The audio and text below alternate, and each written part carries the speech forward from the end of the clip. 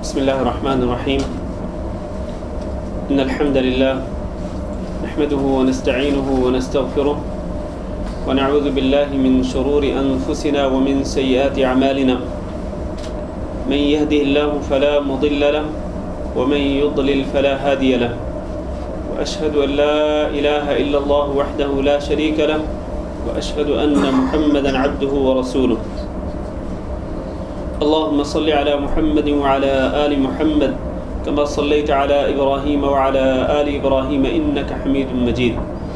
اللهم بارك على محمد وعلى آل محمد كما باركت على إبراهيم وعلى آل إبراهيم إنك حميد مجيد. أما بعد فإن خير الحديث كتاب الله وخير الهدي هدي محمد صلى الله عليه وسلم وشر الأمور محدثاتها وكل محدثة بدعة وكل بدعة ضلالة وكل ضلالة في النار. قابل صد احترام بھائیوں اور دوستوں اور نہایت ہی احترام کے لائق ماؤں اور بہنوں،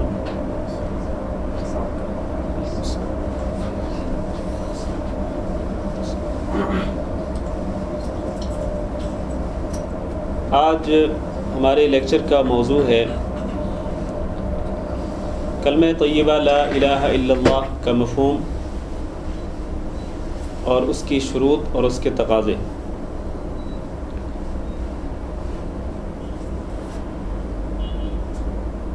اس موضوع پر گفتگو کرنے سے پہلے میں اپنے بھائیوں کا شکر گزار ہوں کہ جنہوں نے آج کے اس پروگرام کا اہتمام کیا۔ دعا کرتا ہوں کہ اللہ رب العزت اس پروگرام کو ان کے لیے ذخیرہ آخرت بنائے اور ہم سب کے لیے اللہ رب العزت اس کو ہدایت کا سبب بنائے۔ میری خواہش تھی کہ جتنے سامعین تھے آج کے پروگرام کے لیے وہ سارے میرے سامنے ہوتے، لیکن شاید جگہ کی تنگی کی وجہ سے آپ کی یہ جو مجبوری ہے اس کی بنا پر ڈیوائیڈڈ ہیں لوگ، کچھ یہاں کچھ دوسرے کمرے میں اور شاید کچھ تیسرے کمرے میں۔ بہرحال ہمیں حق کی آواز پہنچانی ہے، حق بات اللہ رب العزت کے فرمان کی روشنی میں اور رسول اکرم صلی اللہ علیہ وسلم کے فرمان کی روشنی میں حق بات کرنی ہے، کہنی ہے اور لوگوں تک پہنچانی ہے۔ اللہ تعالیٰ سے دعا کرتے ہیں کہ اللہ رب العزت ہم سب کو حق بات کو سمجھنے کی توفیق دے اور اس پر عمل کرنے کی توفیق دے۔ جیسے کہ ابھی آپ نے سنا کہ آج کی اسپیچ کا جو ٹاپک ہے وہ کلمہ طیبہ لا الہ الا اللہ ہے۔ یہ کلمہ طیبہ لا الہ الا اللہ وہ کلمہ ہے کہ جس کے ساتھ اللہ رب العزت نے حضرت آدم علیہ السلام سے لے کر حضرت محمد صلی اللہ علیہ وسلم تک تمام انبیاء اور رسول علیہ السلام کو بھیجا۔ ہر نبی اور ہر پیغمبر کو اللہ رب العزت نے یہ کلمہ دے کر کے بھیجا کہ آپ لوگوں کو یہ کلمہ پہنچائیں اور اس کلمہ کی تبلیغ کریں اور اس کلمہ کے بارے میں لوگوں کو آگاہ کریں اور اس کا مفہوم اور اس کے تقاضے لوگوں کو بتلائیں تاکہ لوگ اس کلمہ طیبہ کے مفہوم کو اپنے دل کی گہرائیوں میں اتاریں اور اس کے تقاضوں کو پورا کریں۔ اور یہی وہ کلمہ طیبہ ہے لا الہ الا اللہ کہ جو لوگوں کو دو قسموں میں تقسیم کرتا ہے۔ ایک وہ لوگ ہیں کہ جو اس کلمہ طیبہ کو ماننے والے ہیں، جن کو اہل ایمان یا مومنین کہا جاتا ہے، اور ان کے لیے اللہ رب العزت نے جنت کا وعدہ کر رکھا ہے کہ جو لوگ بھی اس کلمہ کو مان لیں گے اور اس کلمہ پہ عمل کریں گے، اس کلمہ کے تقاضوں کو پورا کریں گے، ان کے لیے جنت ہے، ان کے لیے اللہ رب العزت کی رضا ہے، ان کے لیے اللہ کی خوشنودی ہے، اللہ کا تقرب ہے، دنیا میں ان کے لیے خیر و بھلائی ہے اور آخرت میں ان کے لیے نعمتیں ہی نعمتیں ہیں۔ یہ ایک قسم۔ دوسری قسم ان لوگوں کی ہے کہ جو اس کلمہ کو نہیں مانتے ہیں، اس سے انکار کرنے والے، جن کو کفار کہہ سکتے ہیں آپ، اور کفار میں پھر سارے کے سارے لوگ آتے ہیں، یہودی ہوں، نصرانی ہوں، ہندو ہوں، کوئی بھی ہوں، کافر ہیں جو اس کلمہ کو نہیں مانتے ہیں، لا الہ الا اللہ کا معنی مفہوم تسلیم نہیں کرتے اور اس کے تقاضوں پر عمل نہیں کرتے۔ یہ جو لوگ ہیں نہ ماننے والے، انکار کرنے والے، کفر کرنے والے جو لوگ ہیں، ان سے اللہ رب العزت نے جہنم کا وعدہ کر رکھا ہے کہ اگر آپ اس کلمہ کو نہیں مانیں گے، اس پر ایمان نہیں لائیں گے، تو پھر اللہ رب العزت آپ کو جہنم میں بھیج دے گا۔ دنیا میں جو آپ کی زندگی ہے وہ تلخیوں سے بھری ہوگی، مشکلات سے بھری ہوگی، مصیبتوں اور آزمائشوں سے بھری ہوگی، اور آخرت میں اللہ رب العزت کی ناراضگی کا سامنا کرنا پڑے گا اور اللہ رب العزت کے عذاب کا سامنا کرنا پڑے گا۔ تو گویا یہ وہ کلمہ ہے کہ جس نے لوگوں کو دو قسموں میں ڈیوائیڈ کر دیا، تقسیم کر دیا، ایمان لانے والے اور انکار کرنے والے، ماننے والے اور نہ ماننے والے۔ ماننے والوں کے لیے اللہ کی رضا اور اس کی جنت، اور نہ ماننے والوں کے لیے اللہ رب العزت کی ناراضگی اور اس کی جہنم اور اس کا عذاب۔ اللہ تعالیٰ سے دعا کرتے ہیں کہ اللہ رب العزت ہم سب کو یہ جو ماننے والے لوگ ہیں جن سے اللہ نے اپنی رضا اور اپنی خوشنودی اور جنت کا وعدہ کیا، اللہ ہمیں ان خوش نصیب لوگوں میں شامل فرمائے۔ اور الحمدللہ ہم اللہ رب العزت کو شکر ادا کرتے ہیں کہ اللہ نے ہمیں ان میں شامل کیا ہے۔ اللہ سے ہم یہ دعا کرتے ہیں کہ اللہ ہمیں اس کلمہ طیبہ پر قائم اور دائم رہنے کی توفیق دے، اور اللہ رب العزت ہمارا خاتمہ بھی اسی کلمہ طیبہ پر فرمائے، اور اللہ ہمیں ان لوگوں سے بچائے، ان لوگوں کے فتنے سے کہ جو اس کلمہ کو نہیں مانتے ہیں اور اس کا انکار کرتے ہیں۔ میرے بھائیوں، یہ جو کلمہ ہے لا الہ الا اللہ، اس کے بہت سارے فضائل ہیں۔ سب سے پہلے میں اس کلمہ کے فضائل اختصار کے ساتھ بیان کرتا ہوں تاکہ ہمیں یہ پتہ ہو کہ یہ کلمہ کتنا عظیم کلمہ ہے۔ اللہ رب العزت نے قرآن مجید میں اس کلمہ کو کلمہ طیبہ کہا ہے، پاک کلمہ کہا ہے۔ اللہ نے قرآن مجید میں فرمایا الم تر کیف ضرب اللہ مثلا کلمۃ طیبۃ کشجرۃ طیبۃ اصلها ثابت وفرعها في السماء تؤتی اکلها کل حین باذن ربها ویضرب اللہ الامثال للناس۔ کہ کیا آپ نے دیکھا نہیں کہ اللہ تعالیٰ پاک کلمے کی مثال کس طرح بیان کرتا ہے؟ کیف ضرب اللہ مثلا کلمۃ طیبہ، یہ پاک کلمہ کی مثال ایسے ہے کہ کشجرۃ طیبہ، ایک اچھے پاک درخت کی مانند، کہ اصلها ثابت وفرعها فی السماء، کہ جس کی جڑیں زمین کے اندر مضبوط ہوتی ہیں اور اس کی ٹہنیاں ہوا میں پھیلی ہوئی ہوتی ہیں۔ اور یہ جو درخت ہے، اس درخت سے مراد کھجور کا درخت ہے۔ فرمایا تؤتی اکلها کل حین باذن ربها، یہ درخت اللہ کے حکم کے ساتھ ہر وقت پھل دیتا رہتا ہے، سارا سال اس کا پھل آتا رہتا ہے اور لوگ اس کے پھل سے استفادہ کرتے رہتے ہیں۔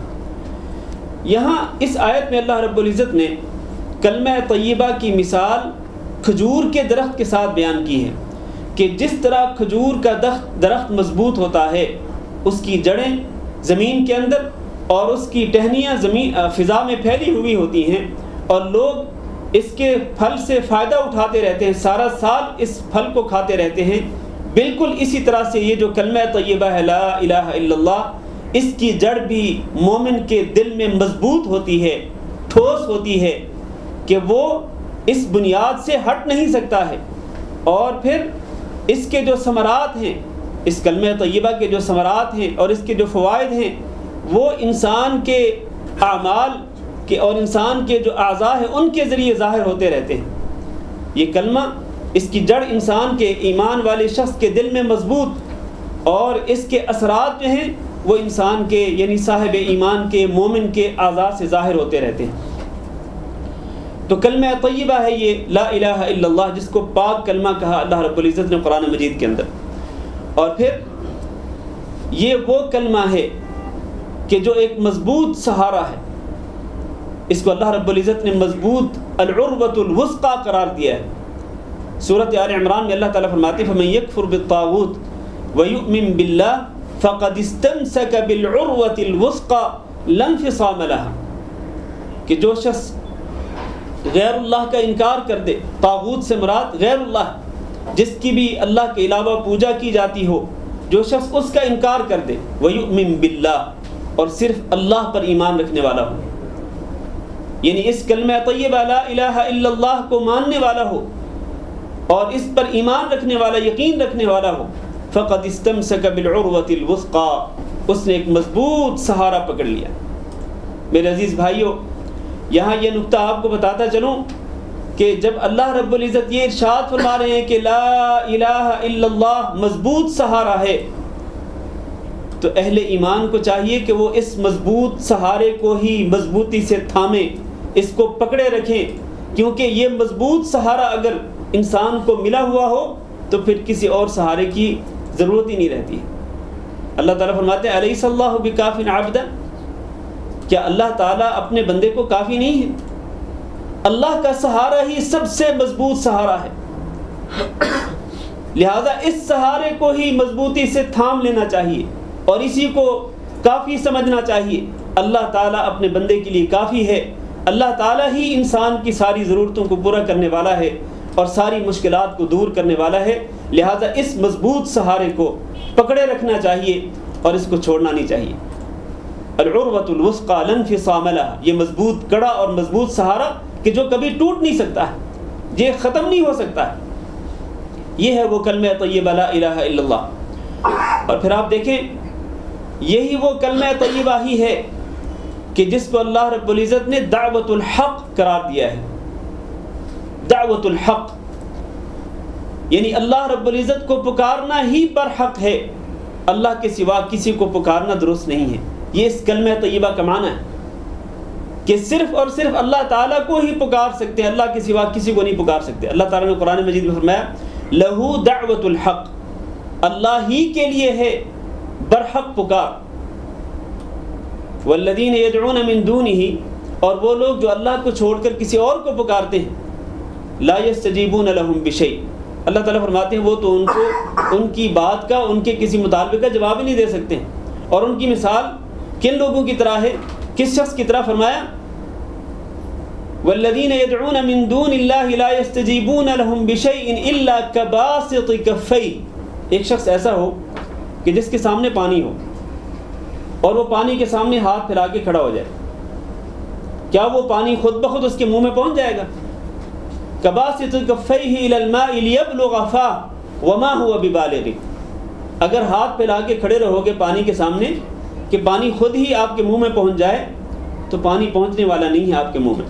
ما هو ببالغ، فرمایا وہ شخص جو غیر اللہ کو پکارتا ہے اس کی مثال اسی شخص کی طرح ہے کہ جس طرح اس کو ہاتھ پھیلانے سے پانی نہیں ملتا، کیونکہ پانی کو تو نہیں پتہ ہے کہ میرے سامنے کو بندہ ہاتھ پھیلا کے کھڑا ہے، اور پانی کو یہ بھی نہیں پتہ کہ یہ مجھ سے کیا مانگ رہا ہے، پانی کو یہ بھی نہیں پتہ کہ یہ پانی پینے کا خواہش مند ہے، اس کو طلب ہو رہی ہے کہ پانی اس کے پیٹ میں پہنچے، اس کو تو کچھ بھی نہیں پتہ ہے، تو خود بخود تو پانی جانے والا نہیں۔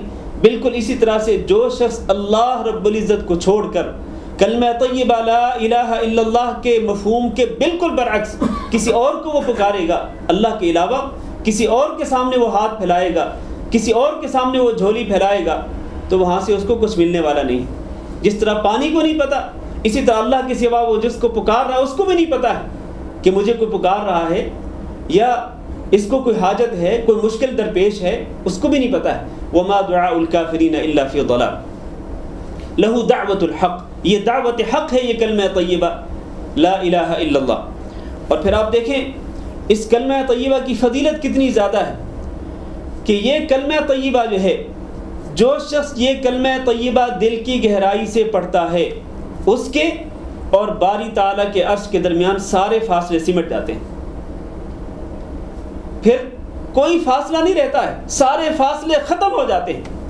رسول اکرم صلی اللہ علیہ وسلم کے ارشاد گرامی ہے ما قال عبد لا الہ الا اللہ قط مخلصا الا فتحت له ابواب السماء، جب بھی کوئی انسان اخلاص کے ساتھ لا الہ الا اللہ کہتا ہے تو اس کے لیے آسمان کے دروازے کھول دیے جاتے ہیں، حتی تفضی الی العرش، حتیٰ کہ یہ کلمہ طیبہ عرش تک پہنچ جاتا ہے، لیکن اس کے لیے ایک شرط ہے مجتنب الکبائر، جب تک یہ کلمہ گو مسلمان، جب تک یہ کلمہ پڑھنے والا انسان کبیرہ گناہوں سے بچتا رہے گا کبیرہ گناہوں سے اپنے دامن کو بچاتا رہے گا تو اس دوران وہ جب بھی وہ لا الہ الا اللہ کہے گا تو اس کا یہ کلمہ طیبہ جو ہے یہ ڈائریکٹ عرش تک پہنچے گا، اور اس کے اور عرش کے درمیان کوئی فاصلے نہیں رہ جائیں گے۔ میرے بھائیوں، یہ ہے وہ کلمہ۔ افسوس کے ساتھ کہنا پڑتا ہے کہ آج کلمہ طیبہ لا الہ الا اللہ کو پڑھنے والے جو لوگ ہیں وہ اس کی عظمت کو نہیں جانتے ہیں۔ کتنا عظیم کلمہ ہے کہ جب آپ دل کی گہرائی سے پڑھیں تو آپ کے اور آپ کے خالق و مالک کے درمیان، اور آپ کی مشکلیں ٹالنے والے کے درمیان، اور آپ کے نفع نقصان کا مالک جو ہے اس کے درمیان سارے کے سارے فاصلے ختم ہو جاتے ہیں۔ پھر آپ اس سے مانگیں کہ اللہ میری یہ حاجت ہے، یہ حاجت پوری کر دے، یہ ضرورت ہے، یہ ضرورت میری پوری کر دے، میری یہ مشکل ہے، اس مشکل کو ٹال دے، کیونکہ آپ کے اور عرش باری تعالیٰ کے درمیان فاصلے ہی ختم ہو گئے۔ تو پھر اس کلمہ طیبہ کو دل کی گہرائی کے ساتھ ماننا چاہیے۔ اور پھر آپ دیکھیں یہی وہ کلمہ طیبہ ہے لا الہ الا اللہ کہ جس کے ساتھ اللہ رب العزت مشکل میں پڑے ہوئے انسان کو مشکلات سے نکال دیتا ہے۔ مشکل میں پڑے ہوئے انسان کو مشکلات سے نکال دیتا ہے اسی کلمہ کی وجہ سے۔ اور اس کے لیے سب سے بڑی دلیل حضرت یونس علیہ السلام کا واقعہ ہے کہ جب ان کو مچھلی نے نگل لیا تھا اور وہ کئی اندھیروں کے اندر تھے، سمندر کی گہرائی کا اندھیرا، پانیوں کا اندھیرا اور مچھلی کے پیٹ کا اندھیرا، وہاں پر حضرت یونس علیہ السلام نے کس کو پکارا تھا اور انہوں نے وہ کون سا کلمہ پڑھا تھا کہ جس کی وجہ سے اللہ رب العزت نے ان کو اس مشکل سے نجات دے دی؟ وہ کلمہ کیا تھا؟ اللہ نے قرآن مجید میں فرمایا فنادى في الظلمات اللہ الہ الا انت۔ اندھیروں میں یونس علیہ السلام نے پکار کر کہا کہ اللہ تیرے سوا کوئی معبود برحق نہیں، تو ہی معبود ہے۔ یہی وہ کلمہ طیبہ لا الہ الا اللہ سبحانک انی کنت من الظالمین، اللہ تو پاک ہے اور میں تو ظالموں میں سے تھا۔ اللہ رب العزت نے فرمایا فاستجبنا له ونجیناہ من الغم، ہم نے یونس علیہ السلام کی پکار کو سن لیا، ان کی پکار کو سن لیا، قبول کر لیا اور ان کو غم سے نجات دے دی۔ اللہ فرماتے ہیں وَكَذَلِكَ نُنْجِي الْمُؤْمِنِينَ۔ صرف یونس علیہ السلام کے لیے ہی نہیں یہ بات کہ جب اس کلمہ کو پڑھ کر پکاریں گے اللہ تعالیٰ کو تو اللہ آپ کی پکار کو قبول کر لے گا، سن لے گا اور آپ کی مشکل دور کر دے گا، یہ ان کے لیے ہی نہیں بلکہ وَكَذَلِكَ نُنْجِي الْمُؤْمِنِينَ، ہم سارے ایمان والوں کو اسی طرح سے مشکلات سے اور غموں اور صدموں سے نجات دیتے ہیں۔ اللہ تعالیٰ نے کتنا بڑا نسخہ بتا دیا ہمیں غموں سے اور مشکلات سے نجات پانے کے لیے۔ یہ نسخہ کیمیا ہے، لیکن لوگ اس نسخہ کیمیا کو چھوڑ کر دوسرے راستے کی طرف جاتے ہیں۔ اللہ نے خود ہی یہ فرما دیا کہ جس طرح میں نے یونس علیہ السلام کو نجات دی، بالکل اسی طرح سے میں مومنوں کو، تمام اہل ایمان کو نجات دیتا ہوں۔ لہذا مشکلات کے وقت اس کلمہ کے ساتھ اللہ کو پکارنا چاہیے، لا الہ الا انت سبحانک انی کنت من الظالمین۔ اور رسول اکرم صلی اللہ علیہ وسلم کی ارشاد گرامی ہے انہ لم یدع بها مسلم قط فی شیء قط الا استجاب اللہ له ایاہ، کہ جب بھی مسلمان یہ کلمہ پڑھے گا اور اس کے ساتھ وہ دعا کرے گا اور پھر وہ اللہ تعالیٰ سے جو بھی مانگے گا اللہ تعالیٰ اس کو عطا کرے گا۔ یہ اس کلمہ طیبہ کی فضیلت ہے، اور خصوصاً یہ دعائے یونس جو ہے لا الہ الا انت سبحانک انی کنت من الظالمین، یہ مشکلات سے نجات پانے کا بہت بڑا نسخہ ہے یہ۔ اور یہ بھی آپ کو معلوم ہونا چاہیے کہ یہی وہ کلمہ ہے جو بندے اور اللہ کے درمیان ایک عہد کا نام ہے۔ بندے اور اللہ کے درمیان ایک عہد ہے، اور وہ عہد کیا ہے؟ وہ یہی لا الہ الا اللہ ہے۔ اللہ تعالیٰ دیکھتا ہے کہ میرے بندوں میں سے کون ہے جو میرے اس عہد کو پورا کرتا ہے، کون ہے جو میرے اس عہد کا پاس کرتا ہے، میرے اس کلمہ طیبہ لا الہ الا اللہ کو دل سے مانتا ہے اور پھر وہ ساری امیدیں مجھ سے وابستہ کرتا ہے اور مجھ سے ہی محبت رکھتا ہے، مجھ سے ہی عقیدت رکھتا ہے، مجھے ہی نفع نقصان کا مالک سمجھتا ہے۔ کون ہے جو اس عہد کو پورا کرتا ہے؟ اللہ تعالیٰ یہ دیکھتا ہے۔ اور آپ کو معلوم ہونا چاہیے کہ جو شخص اس کلمہ طیبہ کا عہد پورا کر لے، لا الہ الا اللہ کو دل کی گہرائیوں سے مان کر اس کے تقاضوں کو پورا کرے، قیامت کے دن اللہ رب العزت نبی کریم صلی اللہ علیہ وسلم کی شفاعت بھی اسی شخص کو نصیب کریں گے۔ اللہ نے قرآن مجید میں ارشاد فرمایا لا یملکون الشفاعہ، سورۃ مریم کے آخر میں لا یملکون الشفاعۃ الا من اتخذ عند الرحمن عہدا، کہ یہ لوگ شفاعت کا اختیار نہیں رکھتے ہیں، ان کو شفاعت کا کوئی اختیار نہیں۔ کس کو اختیار ہے شفاعت کرنے کا اور کس کے حق میں شفاعت کی جائے گی؟ الا من اتخذ عند الرحمن عہدا، جس نے رحمان کے پاس عہد لے لیا۔ ابن عباس رضی اللہ تعالیٰ عنہ جو کہ مفسر قرآن ہیں، جن کے بارے میں اللہ کے نبی صلی اللہ علیہ وسلم نے دعا کی تھی کہ اللہم علمہ التأویل، کہ اللہ اس کو قرآن کی تفسیر کا علم دے دے، وہ مفسر قرآن یہ کہتے ہیں کہ اس آیت کریمہ میں عہد سے مراد وہ لا الہ الا اللہ کا عہد ہے۔ جس نے لا الہ الا اللہ پڑھا، اس کو دل میں اتارا، اس نے گویا اللہ تعالیٰ سے عہد کر لیا۔ جس نے عہد کر لیا قیامت کے دن اس کو شفاعت نصیب ہوگی، بشرط یہ کہ وہ اس عہد کو پورا کرنے والا ہو۔ حضرت ابو ہریرہ رضی اللہ تعالیٰ عنہ نبی کریم صلی اللہ علیہ وسلم کے جلیل القدر صحابی، انہوں نے سوال کیا رسول اکرم صلی اللہ علیہ وسلم سے کہ من اسعد الناس بشفاعتک یوم القیامہ، کہ اللہ کے رسول قیامت کے دن وہ کون خوش نصیب ہوگا جس کو آپ کی شفاعت نصیب ہوگی؟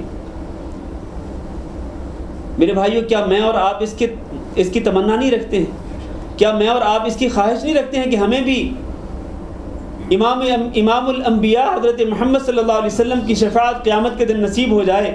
یقیناً میں اور آپ اس کے متمنی ہیں، ہم اس کی خواہش رکھتے ہیں۔ تو پھر کس کو نصیب ہوگی یہ شفاعت؟ کون خوش نصیب ہوگا؟ رسول اکرم صلی اللہ علیہ وسلم نے ارشاد فرمایا اسعد الناس بشفاعتی یوم القیامہ، قیامت کے دن سب سے زیادہ خوش نصیب جس کو میری شفاعت نصیب ہوگی، من قال لا الہ الا اللہ خالصا من قبل نفسہ، جس نے لا الہ الا اللہ کہا لیکن صرف زبانی طور پر نہیں، خالصا من قبل نفسہ، اپنے دل کی گہرائی سے پورے اخلاص کے ساتھ جس نے لا الہ الا اللہ پڑھا، اس کو قیامت کے دن میری شفاعت نصیب ہوگی۔ اللہ سے دعا کرتے ہیں کہ اللہ ہمیں آپ صلی اللہ علیہ وسلم کی شفاعت نصیب فرمائے۔ تو یہ کلمہ جو ہے، اسی کلمہ کے ساتھ ہی شفاعت مشروط ہے، کلمہ کے ساتھ ہی شفاعت مشروط ہے۔ اور یہاں یہ مسئلہ بھی واضح کر دوں کیونکہ شفاعت کی بات ہو رہی ہے، تو لوگ کہتے ہیں کہ قیامت کے دن آپ دنیا کے اندر جس سے محبت رکھتے تھے وہ قیامت کے دن آپ کے حق میں شفاعت کر دے گا، جس سے آپ کی عقیدت تھی اور جس کے لیے آپ کوئی تگ و دو کرتے تھے، قیامت کے دن وہ آپ کے حق میں شفاعت کر دے گا۔ میرے بھائیوں، شفاعت کے لیے دو شرطیں ہیں۔ اللہ نے قرآن مجید میں ارشاد فرمایا وَكَم مِّن مَلَكٍ فِي السَّمَاوَاتِ لَا تُغْنِي شَفَاعَتُهُمْ شَيْئًا إِلَّا مِن بَعْدِ أَن يَأْذَنَ اللَّهُ لِمَن يَشَاءُ وَيَرْضَىٰ، کہ کتنے فرشتے ہیں اللہ رب العزت کے آسمانوں میں، لا تغنی شفاعتهم، کہ ان کی شفاعت کچھ بھی فائدہ نہیں دینے والی ہے، الا، ہاں کس کو شفاعت فائدہ پہنچائے گی؟ لمن یأذن اللہ، جس کو اللہ تعالیٰ اجازت دے گا، اور لمن یشاء ویرضی، الا من بعد ان یأذن اللہ لمن یشاء ویرضی، جس کے حق میں شفاعت کرنے کا اللہ رب العزت جس کو اجازت دے گا جس کے حق میں شفاعت کرنے کی، تو وہ اسی کے حق میں شفاعت کر سکے گا۔ گویا دو شرطیں، شفاعت کرنے والا اللہ کے اذن کا محتاج ہے۔ حتیٰ کہ آپ دیکھیں قیامت کے دن جب حشر کے میدان میں سارے لوگ جمع ہوں گے تو حضرت محمد صلی اللہ علیہ وسلم کی شفاعت عظمیٰ جو ہے وہ اس وقت تک نہیں کر سکیں گے لوگوں کا حساب و کتاب شروع کرانے کے لیے جب تک اللہ تعالیٰ اجازت نہیں دیں گے۔ اور میرے بھائیوں، جب امام الانبیاء حضرت محمد صلی اللہ علیہ وسلم سید الاولین والآخرین، سید الرسل والانبیاء جو ہیں، جب وہ بھی اللہ کے اذن اور اللہ کی اجازت کے محتاج ہوں گے کہ اللہ کی اجازت کے بغیر وہ شفاعت عظمیٰ نہیں کر سکیں گے، تو آپ سے کم تر کوئی بھی شخص ہو، صحابی ہو، کوئی ولی ہو، کوئی بزرگ ہو، کوئی امام ہو، کوئی عالم ہو، کیا وہ اللہ تعالیٰ کے ہاں اپنے اختیار کے ساتھ شفاعت کر سکے گا؟ نہیں کر سکے گا۔ جب اللہ کے رسول نہیں کر سکیں گے اللہ کی اجازت کے بغیر، تو کوئی اور انسان آپ سے کمتر وہ اللہ کی اجازت کے بغیر شفاعت نہیں کر سکے گا۔ یہ پہلی شرط ہے۔ دوسری شرط کہ جس کے حق میں شفاعت کرنا چاہتا ہے کوئی شفاعت کرنے والا، اس کے حق میں اللہ تعالیٰ اجازت دے گا شفاعت کرنے کی تو وہ شفاعت کر سکے گا، ورنہ اگر اللہ تعالیٰ روک دے گا تو وہ شفاعت نہیں کر سکے گا۔ تو شفاعت کرنے والا بھی وہ ہو جو کلمہ طیبہ کے ساتھ اللہ کے ساتھ عہد کر چکا ہو، اور جس کے حق میں شفاعت کی جائے گی وہ بھی وہ شخص ہونا چاہیے کہ جو کلمہ طیبہ کے ساتھ اللہ کے ساتھ عہد کر چکا ہو۔ عہد کیا ہے اللہ تعالیٰ کے ساتھ کلمہ طیبہ کے ساتھ؟ عہد یہ ہے کہ آپ جب یہ پڑھتے ہیں لا الہ الا اللہ تو پھر آپ کو اللہ کے ساتھ عہد کر رہے ہیں کہ اللہ ساری کی ساری عبادات تیرے لیے کروں گا اور تیری عبادت میں کسی کو شریک نہیں بناؤں گا۔ تو اکیلا ہے جو ساری عبادات کا مستحق ہے، تو اکیلا ہے جو حاجتیں پوری کرتا ہے، تو اکیلا ہے جس کے لیے سجدہ ہو سکتا ہے، تو اکیلا ہے جس کے لیے رکوع ہو سکتا ہے، تو اکیلا ہے جو نفع نقصان کا مالک ہے، تو اکیلا ہی ہے جو غوث اعظم ہے، تو اکیلا ہی ہے جو بگڑی بنانے والا ہے، تو اکیلا ہی ہے جو فریاد رسی کرنے والا ہے۔ اللہ لا الہ الا اللہ، اللہ تیرے سوا کوئی فریاد رسی کرنے والا نہیں، تیرے سوا کوئی مشکل ٹالنے والا نہیں، تیرے سوا کوئی حاجات کو پورا کرنے والا نہیں۔ یہ ہے وہ عہد اللہ تعالیٰ کے ساتھ۔ اگر میں نے اور آپ نے اللہ کے ساتھ یہ عہد کر لیا اور موت آنے تک ہم اس عہد کا پاس کرتے رہے اور اللہ کی اس توحید پر قائم رہے، اس کلمہ طیبہ پر قائم رہے، تو پھر قیامت کے دن یہ امید رکھنی چاہیے کہ اللہ کے رسول کی شفاعت ہمیں ضرور نصیب ہوگی۔ اور وہ لوگ جو کہ اس کلمہ طیبہ کے ساتھ اللہ کے ساتھ جو عہد کیا انہوں نے، اگر وہ اس عہد کو توڑ دیتے ہیں اور اللہ کی عبادت میں غیر اللہ کو شریک بناتے ہیں تو ان کے بارے میں بھی حدیث سن لیں رسول اکرم صلی اللہ علیہ وسلم کی۔ فرمایا اتانی آت من عند ربی فخیرنی بین ان يدخل نصف امتی الجنہ، کہ میرے پاس آنے والا آیا میرے رب کی طرف سے، یعنی ایک فرشتہ آیا اور اس نے مجھے اختیار دیا کس بات کا، کہ میں یا تو اس بات پر راضی ہو جاؤں کہ میری امت کے آدھے لوگ جنت میں چلے جائیں گے، یا پھر میں شفاعت کو چوائس کر لوں۔ یہ دو آپشن دیے اس فرشتے نے، یا آپ اس بات کو اختیار کر لیں، اس بات پر راضی ہو جائیں کہ آپ کی امت کے آدھے لوگ جنت میں چلے جائیں گے، آپ اس پر راضی ہو جائیں گے، یا پھر آپ دوسرا جو آپشن ہے وہ کیا ہے، وہ یہ ہے کہ آپ شفاعت قبول کر لیں کہ قیامت کے دن آپ کو شفاعت کرنے کا حق دیا جائے گا۔ تو معنی یہ ہے کہ شفاعت والا جو آپشن تھا اس میں آدھی سے زیادہ امت کے لوگوں کا جنت میں داخلہ ممکن تھا۔ چنانچہ رسول اکرم صلی اللہ علیہ وسلم نے کس بات کو پسند فرمایا؟ فرماتے ہیں فاخترت الشفاعت، میں نے شفاعت کو اختیار کر لیا، اس کو میں نے چوائس کر لیا اور میں نے کہا کہ میں قیامت کے دن شفاعت کروں گا۔ پھر فرمایا وَهِيَ لِمَن مَّاتَ لَا يُشْرِكُ بِاللَّهِ شَيْئًا، یہ شفاعت قیامت کے دن کس کو نصیب ہوگی؟ لِمَن مَّاتَ لَا يُشْرِكُ بِاللَّهِ شَيْئًا، کہ جس کی موت دنیا میں اس حالت میں آئے گی کہ وہ اللہ کے ساتھ کسی کو شریک نہیں بناتا تھا۔ معنی یہ ہے کہ اگر وہ اللہ کے ساتھ کسی کو شریک بناتا ہے اور اسی پر اس کی موت آ گئی تو قیامت کے دن وہ اللہ کے رسول صلی اللہ علیہ وسلم کی شفاعت سے محروم ہو جائے گا۔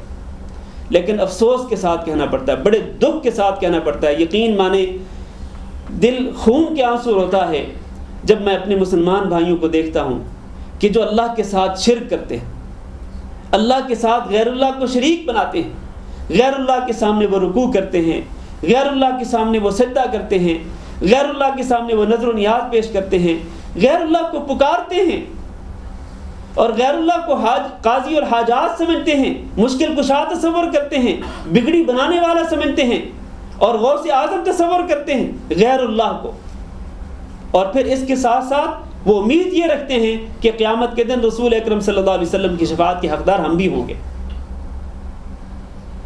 حالانکہ ایسا ممکن نہیں ہے۔ رسول اکرم صلی اللہ علیہ وسلم نے دو ٹوک انداز میں، فیصلہ کن انداز میں یہ ارشاد فرما دیا کہ وہی، یعنی یہ وہ شفاعت جو ہے جس کو میں نے چوائس کر لیا، جس کو میں نے اختیار کر لیا، قیامت کے دن یہ صرف اس شخص کو ملے گی کہ جس کا دامن شرک کے داغ دھبوں سے پاک تھا اور اسی حالت میں اس کی موت آئے گی۔ اللہ تعالیٰ سے دعا ہے کہ اللہ ہم سب کو شرک کے داغ دھبوں سے بچنے کی توفیق دے۔ اور یہی وہ کلمہ طیبہ ہے، کلمہ طیبہ لا الہ الا اللہ۔ میرے عزیز بھائیوں، اسی کلمہ کے ساتھ ہی جہنم سے نجات ممکن ہوگی، اسی کلمہ کے ساتھ ہی جنت میں داخل ہوں گے اور اسی کلمہ کے ساتھ ہی جہنم سے نجات پائیں گے۔ یہ سب سے پہلی بنیاد ہے، یہ سب سے پہلی چابی ہے جنت میں داخل ہونے کے لیے، اور جہنم سے بچنے کا سب سے بڑا ذریعہ یہی ہے کہ آپ کلمہ طیبہ لا الہ الا اللہ کو دل سے تسلیم کریں اور اس کے تقاضوں کو پورا کریں۔ رسول اکرم صلی اللہ علیہ وسلم نے ایک مرتبہ آپ کسی سفر میں تھے تو آپ نے ایک طرف سے کسی اذان کہنے والے شخص کی زبان سے یہ آواز سنی، اشہد ان لا الہ الا اللہ۔ اذان کہنے والا اذان کہہ رہا تھا اور وہ اذان میں کہہ رہا تھا اشہد ان لا الہ الا اللہ، کہ میں گواہی دیتا ہوں کہ اللہ کے سوا کوئی معبود برحق نہیں۔ تو رسول اکرم صلی اللہ علیہ وسلم نے کیا فرمایا؟ فرمایا نجا من النار، یہ شخص جہنم سے نجات پا گیا۔ حضرت انس بن مالک رضی اللہ تعالیٰ عنہ جو اس وقت آپ کے ساتھ تھے اور آپ کے خادم بھی تھے، کہتے ہیں ہم نے جا کے دیکھا کہ یہ کون تھا خوش نصیب کہ جس کی صرف اذان سن کر کے ہی رسول اکرم صلی اللہ علیہ وسلم نے اس کے بارے میں گواہی دے دی کہ یہ جہنم سے نجات پا گیا۔ کہتے ہیں ہم نے جا کے دیکھا تو وہ بکریوں کا ایک چرواہا تھا، بکریاں چراتے چراتے نماز کا ٹائم ہوا، اس نے اذان کی نماز پڑھی، تو یہ کلمہ شہادت کو اس نے پکارا، کلمہ طیبہ کی اس نے گواہی دی، اللہ کے رسول صلی اللہ علیہ وسلم نے اس کو جہنم سے نجات پانے کی بشارت دے دی۔ اس سے بڑا کلمہ کیا ہو سکتا ہے؟ سب سے عظیم کلمہ میرے عزیز بھائیوں، اللہ تعالیٰ نے ساری مخلوقات کو، تمام انسانوں کو اس کلمہ کے لیے پیدا فرمایا۔ وَمَا خَلَقْتُ الْجِنَّ وَالْإِنسَ إِلَّا لِيَعْبُدُونَ، میں نے جنوں اور انسانوں کو صرف اس لیے پیدا کیا وہ صرف میری ہی عبادت کریں، مجھے الہ سمجھے، مجھے معبود مانے کہ میں ہی عبادات کا مستحق ہوں، میرے سوا کوئی عبادت کا مستحق نہیں۔ اللہ نے جنوں انسانوں کو صرف اس کلمہ کے لیے پیدا فرمایا۔ تو یہ بہت ہی عظیم کلمہ ہے میرے بھائیوں، اور آپ دیکھیں یہ اتنا عظیم کلمہ ہے، حضرت نوح علیہ السلام نے اپنے بیٹے کو 2 باتوں کا حکم دیا اور 2 باتوں سے منع کر دیا۔ مسند احمد میں وہ حدیث موجود ہے، بالکل صحیح حدیث ہے۔ حضرت نوح نے اپنے بیٹے کو جو وصیت کی، فرمایا آمرک باثنین وانہاک عن اثنین، کہ میں تمہیں 2 باتوں کا حکم دیتا ہوں، 2 باتوں سے منع کرتا ہوں۔ فرمایا آمرک بلا الہ الا اللہ، جن 2 باتوں کا میں تمہیں حکم دینا چاہتا ہوں ان میں سے پہلی بات یہ ہے کہ میں تمہیں لا الہ الا اللہ پر قائم رہنے کا حکم دیتا ہوں۔ کیوں؟ اس کی وجہ کیا ہے؟ لا الہ الا اللہ پر قائم رہنا، اس کو مضبوطی سے تھامے رکھنا اور اسی حالت میں موت آنا، اس کی فضیلت کیا ہے؟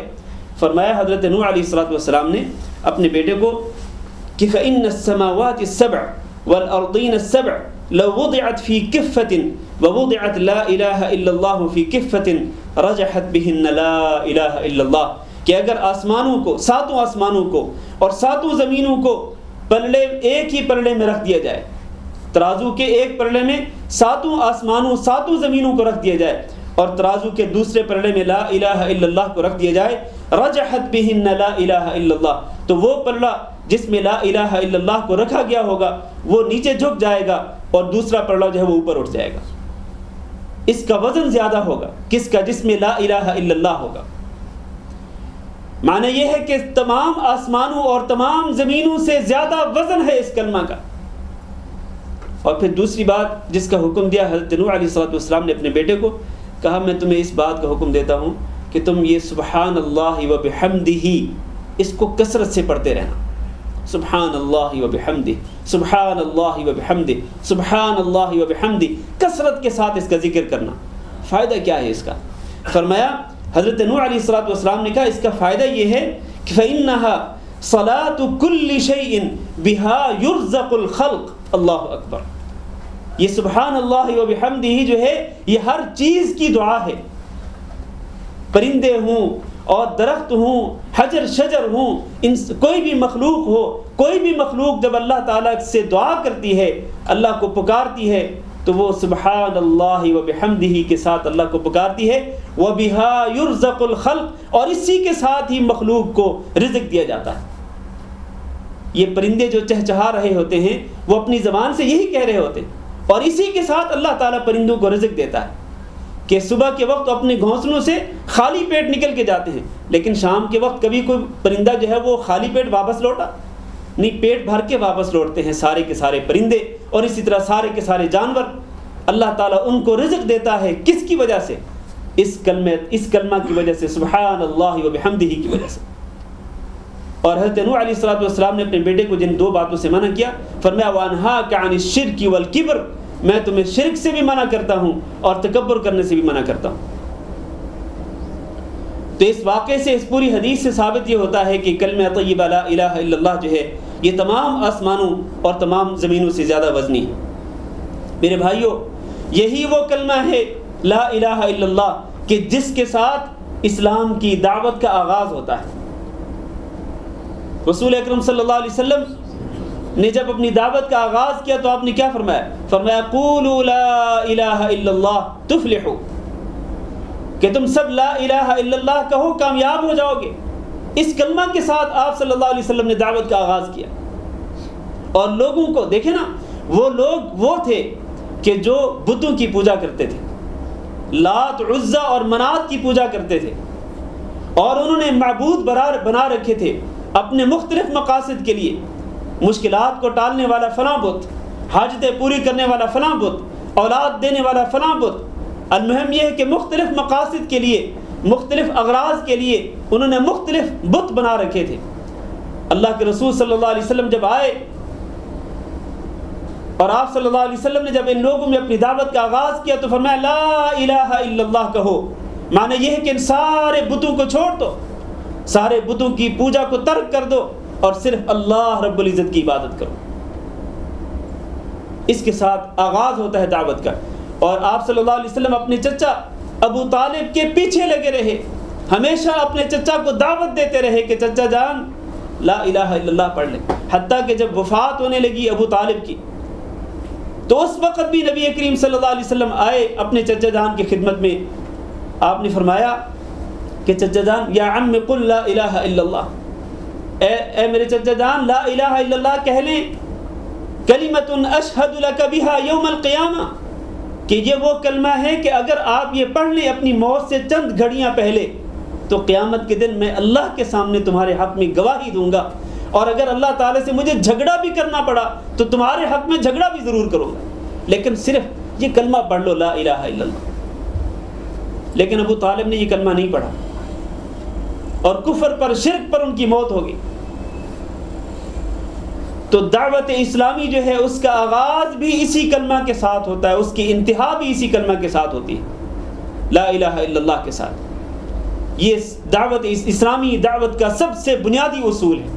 آج ہمارے وہ بھائی جو دعوت کے میدان میں سرگرم ہیں، دعوت و تبلیغ کے میدان میں کام کرتے ہیں، ان کو چاہیے تو یہ تھا کہ وہ سب سے پہلے لوگوں کو اسی کلمہ کی طرف دعوت دیتے۔ آپ صلی اللہ علیہ وسلم نے جو 2 داعی بھیجے تھے یمن کی طرف، ان 2 داعیوں کو آپ صلی اللہ علیہ وسلم نے کیا پیغام دیا تھا؟ حضرت معاذ بن جبل رضی اللہ تعالیٰ عنہ کو جب ان کو یمن کی طرف بھیجا تھا تو آپ نے فرمایا فَلْتَكُنْ أَوَّلَ مَا تَدْعُوهُمْ إِلَيْهِ شَهَادَةُ أَن لَا إِلَهَ إِلَّا اللَّهُ وَأَنِّي مُحَمَّدٌ رَسُولُ اللَّهِ، کہ یمن والوں کو سب سے پہلے اسی بات کی طرف دعوت دینا کہ اللہ کے سوا کوئی معبود برحق نہیں، اللہ ہی عبادات کے لائق ہے، عبادات کا مستحق ہے، اور میں یعنی محمد صلی اللہ علیہ وسلم اللہ کے رسول ہیں۔ اگر وہ یہ مان لیں تو پھر ان کو بتلانا کہ آپ پر اللہ رب العزت نے دن اور رات میں 5 نمازیں فرض کی ہیں۔ اگر وہ یہ مان لیں تو پھر ان کو بتلانا کہ اللہ رب العزت نے آپ کے مال میں زکوٰۃ فرض کی ہے۔ وہ سارے احکام بعد میں، پہلے یہ کلمہ طیبہ لا الہ الا اللہ محمد رسول اللہ صلی اللہ علیہ وسلم۔ لہٰذا میرے بھائیوں، یہ جو فضائل میں نے ذکر کیے ہیں کلمہ طیبہ کے، یہ فضائل اور ان کے علاوہ دیگر کئی فضائل جن کو میں یہ وقت کی قلت کی وجہ سے بیان نہیں کر سکتا ہوں، ہمیں ان فضائل کو اپنے سامنے رکھنا چاہیے اور اس کلمہ طیبہ کو ہمیں اپنے دل کی گہرائیوں میں اتارنا چاہیے، اس کا معنی مفہوم سمجھنے کی کوشش کرنی چاہیے اور اس کے تقاضوں کو پورا کرنا چاہیے۔ اللہ تعالیٰ سے دعا ہے کہ اللہ ہم سب کو اس کی توفیق دے۔ میرے بھائیوں، یہ جو کلمہ ہے طیبہ، کلمہ طیبہ لا الہ الا اللہ، اس پر ایمان لانے کی کچھ کنڈیشنز ہیں، اس کے کچھ رولز ہیں، کچھ شروط ہیں اس کی۔ جب تک وہ رولز یا جب تک وہ شروط آپ پورے نہیں کریں گے اس وقت تک آپ کا ایمان اس کلمہ پر وہ پورا ایمان نہیں ہوگا، وہ سچا ایمان نہیں ہوگا۔ وہ کنڈیشنز کیا ہیں، وہ شروط کیا ہے؟ سب سے پہلی شرط یہ ہے میرے بھائیوں کہ اس کلمہ طیبہ کا معنی معلوم ہو. لا الہ الا اللہ کا معنی معلوم ہونا چاہیے. دکھ اور افسوس کے ساتھ کہنا پڑتا ہے کہ آج بہت سارے مسلمان جو زبانی طور پر لا الہ الا اللہ پڑھتے ہیں لیکن ان کو اس کلمہ طیبہ کا معنی اور مفہوم معلوم نہیں ہوتا ہے. اللہ تعالیٰ نے قرآن مجید میں ارشاد فرمایا فَاعْلَمْ أَنَّهُ لَا إِلَهَ إِلَّا اللَّهُ فَاعْلَمْ. یہ حکم ہے نبی کریم صلی اللہ علیہ وسلم کے لیے اللہ تعالیٰ کا کہ آپ علم حاصل کیجئے, آپ جان لیجئے. کس بات کو؟ انہ لا الہ الا اللہ, کہ اللہ کے سوا کوئی معبود برحق نہیں. تو خود امام الانبیاء حضرت محمد صلی اللہ علیہ وسلم کو بھی اللہ رب العزت اس کلمے کا علم اور اس کلمے کا معنی مفہوم جاننے کا حکم دے رہے. اور یہ حکم جو ہے یہ اللہ تعالیٰ کا آپ صلی اللہ علیہ وسلم کے لیے ہی نہیں بلکہ میرے اور آپ کے لیے بھی ہے کہ ہم اس کلمہ کو ہم سمجھیں, اس کا معنی ہم اپنے دل کی گہرائی میں اتاریں. اور رسول اکرم صلی اللہ علیہ وسلم کی ارشاد گرامی ہے من مات وهو يعلم انه لا الہ الا اللہ دخل الجنہ. جو شخص اس حال میں مرے کہ وہ یہ جانتا ہو کہ اللہ کے سوا کوئی معبود نہیں, اس کلمہ کا وہ علم رکھتا ہو اور اسی حالت میں اس کی موت آ جائے, داخل الجنہ, وہ جنت میں داخل ہو جائے. لہٰذا اس کلمے کا علم ہمیں حاصل کرنا چاہیے, اس کلمے کا معنی مفہوم ہمیں سمجھنا چاہیے. اور یہاں معنی مفہوم میں بیان کیے دیتا ہوں. دیکھیں یہ جو کلمہ طیبہ ہے اس کے دو پارٹ ہیں. لا الہ یہ فرسٹ پارٹ ہے اس کا, اور الا اللہ اس کا سیکنڈ پارٹ ہے. یہ جو پہلا جو جز ہے اس کلمے کا لا الہ, اس کا معنی کیا ہے؟ کوئی معبود نہیں. سب سے پہلے نفی کر دی, کوئی معبود برحق نہیں. اور اس میں آپ یہ بھی سمجھیں کہ کوئی حاجت روا نہیں, کوئی مشکل کشا نہیں, کوئی نفع نقصان کا مالک نہیں, کوئی بگڑی بنانے والا نہیں, کوئی غوث اعظم نہیں, کوئی فریاد رسی کرنے والا نہیں. اگر ہے کوئی تو وہ کون ہے؟ وہ دوسرے پارٹ میں اللہ نے بیان کر دیا الا اللہ. یہ سارے جو اوصاف ہیں یہ سارے کے سارے اگر کسی میں ہیں تو وہ صرف اور صرف اللہ میں ہیں, کہ اللہ ہی ہے جو مشکلات کو دور کرتا ہے, اللہ ہی ہے جس سے عقیدت اور محبت رکھی جا سکتی ہے, اللہ ہی ہے جس کا خوف اپنے دل میں بسایا جا سکتا ہے, اللہ ہی ہے کہ جس سے ساری امیدیں وابستہ کی جا سکتی ہیں, اللہ ہی ہے جو مشکل کشا ہے, جو حاجت روا ہے, جو فریاد رسی کرنے والا ہے, جو بگڑی بنانے والا ہے, جو داتا ہے, جو دستگیر ہے. یہ سارے کے سارے اختیارات اگر ہیں تو وہ صرف اللہ کے پاس ہیں. اور عبادات اگر کسی کے لیے کی جا سکتی ہیں تو وہ صرف اور صرف اللہ کے لیے کی جا سکتی ہیں. رکوع بھی اسی کے لیے, سجدہ بھی اسی کے لیے, نظر و نیاز بھی اسی کے لیے, جانور ذبح کرنا ہو تو وہ بھی اسی کے لیے, نماز اسی کے لیے, روزہ اسی کے لیے, حج اور زکوٰۃ اسی کے لیے. قل ان صلاتي ونسكي ومحياي ومماتي لله رب العالمین لا شریک له. آپ کہہ دیجئے کہ میری نماز اللہ کے لیے, میری قربانی اللہ کے لیے, حتیٰ کہ میرا مرنا میرا جینا اللہ کے لیے, لا شریک له, اور اس کا کوئی شریک نہیں. یہ ہے وہ کلمہ طیبہ کا معنی اور مفہوم جو آج سمجھنے کی ضرورت ہے اور اس کو دل میں اتارنے کی ضرورت ہے. اور اس کی دوسری کنڈیشن, یہ دوسری شرط اس کی کیا ہے؟ وہ یہ ہے کہ جب آپ نے اس کلمہ کا معنی مفہوم سمجھ لیا تو پھر اس کے معنی اور مفہوم پر کوئی شک و شبہ نہیں ہونا چاہیے بلکہ مکمل یقین ہونا چاہیے اس کے معنی مفہوم پر. کیوں؟ اس لیے کہ رسول اکرم صلی اللہ علیہ وسلم کی اپنی حیات مبارکہ میں کئی لوگ ایسے تھے جو کلمہ طیبہ پڑھتے تھے لیکن ان کو کلمہ طیبہ کے معنی مفہوم کے بارے میں شک و شبہ تھا.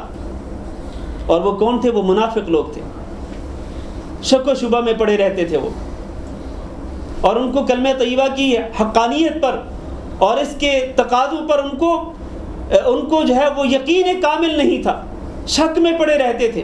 اللہ تعالیٰ نے قرآن مجید میں ایسے لوگوں کے متعلق فرمایا کہ قالت الاعراب آمنا قل لم تؤمنوا ولكن قولوا اسلمنا ولما يدخل الايمان في قلوبكم. اس کے بعد آگے فرمایا انما المؤمنون الذين آمنوا بالله ورسوله ثم لم يرتابوا. مومن وہ ہیں کہ جو اللہ اور اللہ کے رسول پر ایمان لاتے ہیں پھر کسی شک میں نہیں رہتے ہیں. وہ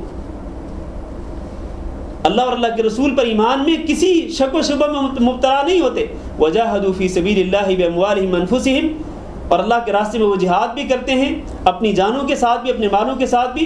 فرمایا اولئک ھم الصادقون، یہی ہیں وہ سچے مومن جو شک و شبہ سے بالا تر ہوتے ہیں، ان کے ایمان میں شک و شبہ نہیں ہوتا. یہ دوسری شرط ہے.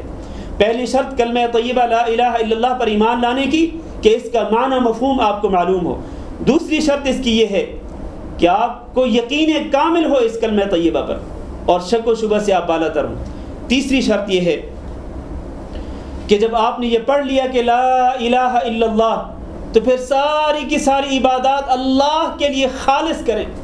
اللہ کی عبادت میں کسی کو شریک نہ کریں، ریاکاری نہ کریں، دکھلاوا نہ کریں، تعریف سننے کی خواہش نہ ہو دل کے اندر کہ میں یہ عبادت کروں گا تو لوگ میری تعریف کریں گے، لوگ مجھے بڑا اچھا کہیں گے، بڑا نیک ہے یہ، بڑا سچا مومن ہے. نہیں، تعریفیں سننے کی خواہش نہ ہو، اللہ کی عبادت میں کسی کو بھی شریک نہ کریں. یہ اس کو کہتے ہیں اخلاص. اخلاص یہ تیسری شرط ہے کہ ساری عبادات کو اللہ ہی کے لیے خالص کر دیں اور اس میں کسی قسم کی ملاوٹ نہ ہو. اللہ کی عبادت میں کسی غیر اللہ کی ملاوٹ نہ ہو. یہ تیسری شرط. اور چوتھی شرط کیا ہے؟ چوتھی شرط یہ ہے کہ دل کی سچائی کے ساتھ کلمہ طیبہ کو مانیں. دل کی سچائی کے ساتھ. یہ نہیں کہ صرف زبانی طور پر کلمہ پڑھ لیں لا الہ الا اللہ، نہیں، بلکہ دل کی سچائی، آپ کا دل گواہی دے رہا ہو کہ اللہ کے سوا کوئی معبود برحق نہیں. یہ بنیادی شرط ہے اس کلمہ طیبہ لا الہ الا اللہ پر ایمان لانے کی. اور پانچویں شرط یہ، میں اپنا موضوع جو ہے وہ مختصر کر رہا ہوں ورنہ ان تمام کنڈیشن کو اگر میں تفصیل کے ساتھ بیان کرنا شروع کر دوں تو بہت سارا وقت چاہیے. پانچویں شرط یہ ہے اس کلمہ طیبہ پر ایمان لانے کی کہ آپ کو اس کلمہ کے ساتھ سچی اور گہری محبت ہو، دلی محبت ہو اس کلمہ کے ساتھ. جو آپ کو اس کلمہ کے ساتھ بھی محبت ہو، کلمہ والے کے ساتھ بھی سچی محبت ہو. کلمہ والا کون ہے؟ اللہ رب العزت.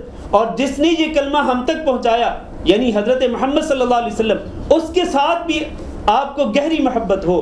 اور جن کے ذریعے یہ کلمہ ہم تک پہنچا یعنی صحابہ کرام، ان کے ساتھ بھی آپ کو سچی محبت ہو. اور آج بھی جتنے بھی مسلمان سچے دل کے ساتھ یہ کلمہ پڑھتے ہیں لا الہ الا اللہ، ان سب کے ساتھ آپ کی محبت ہو.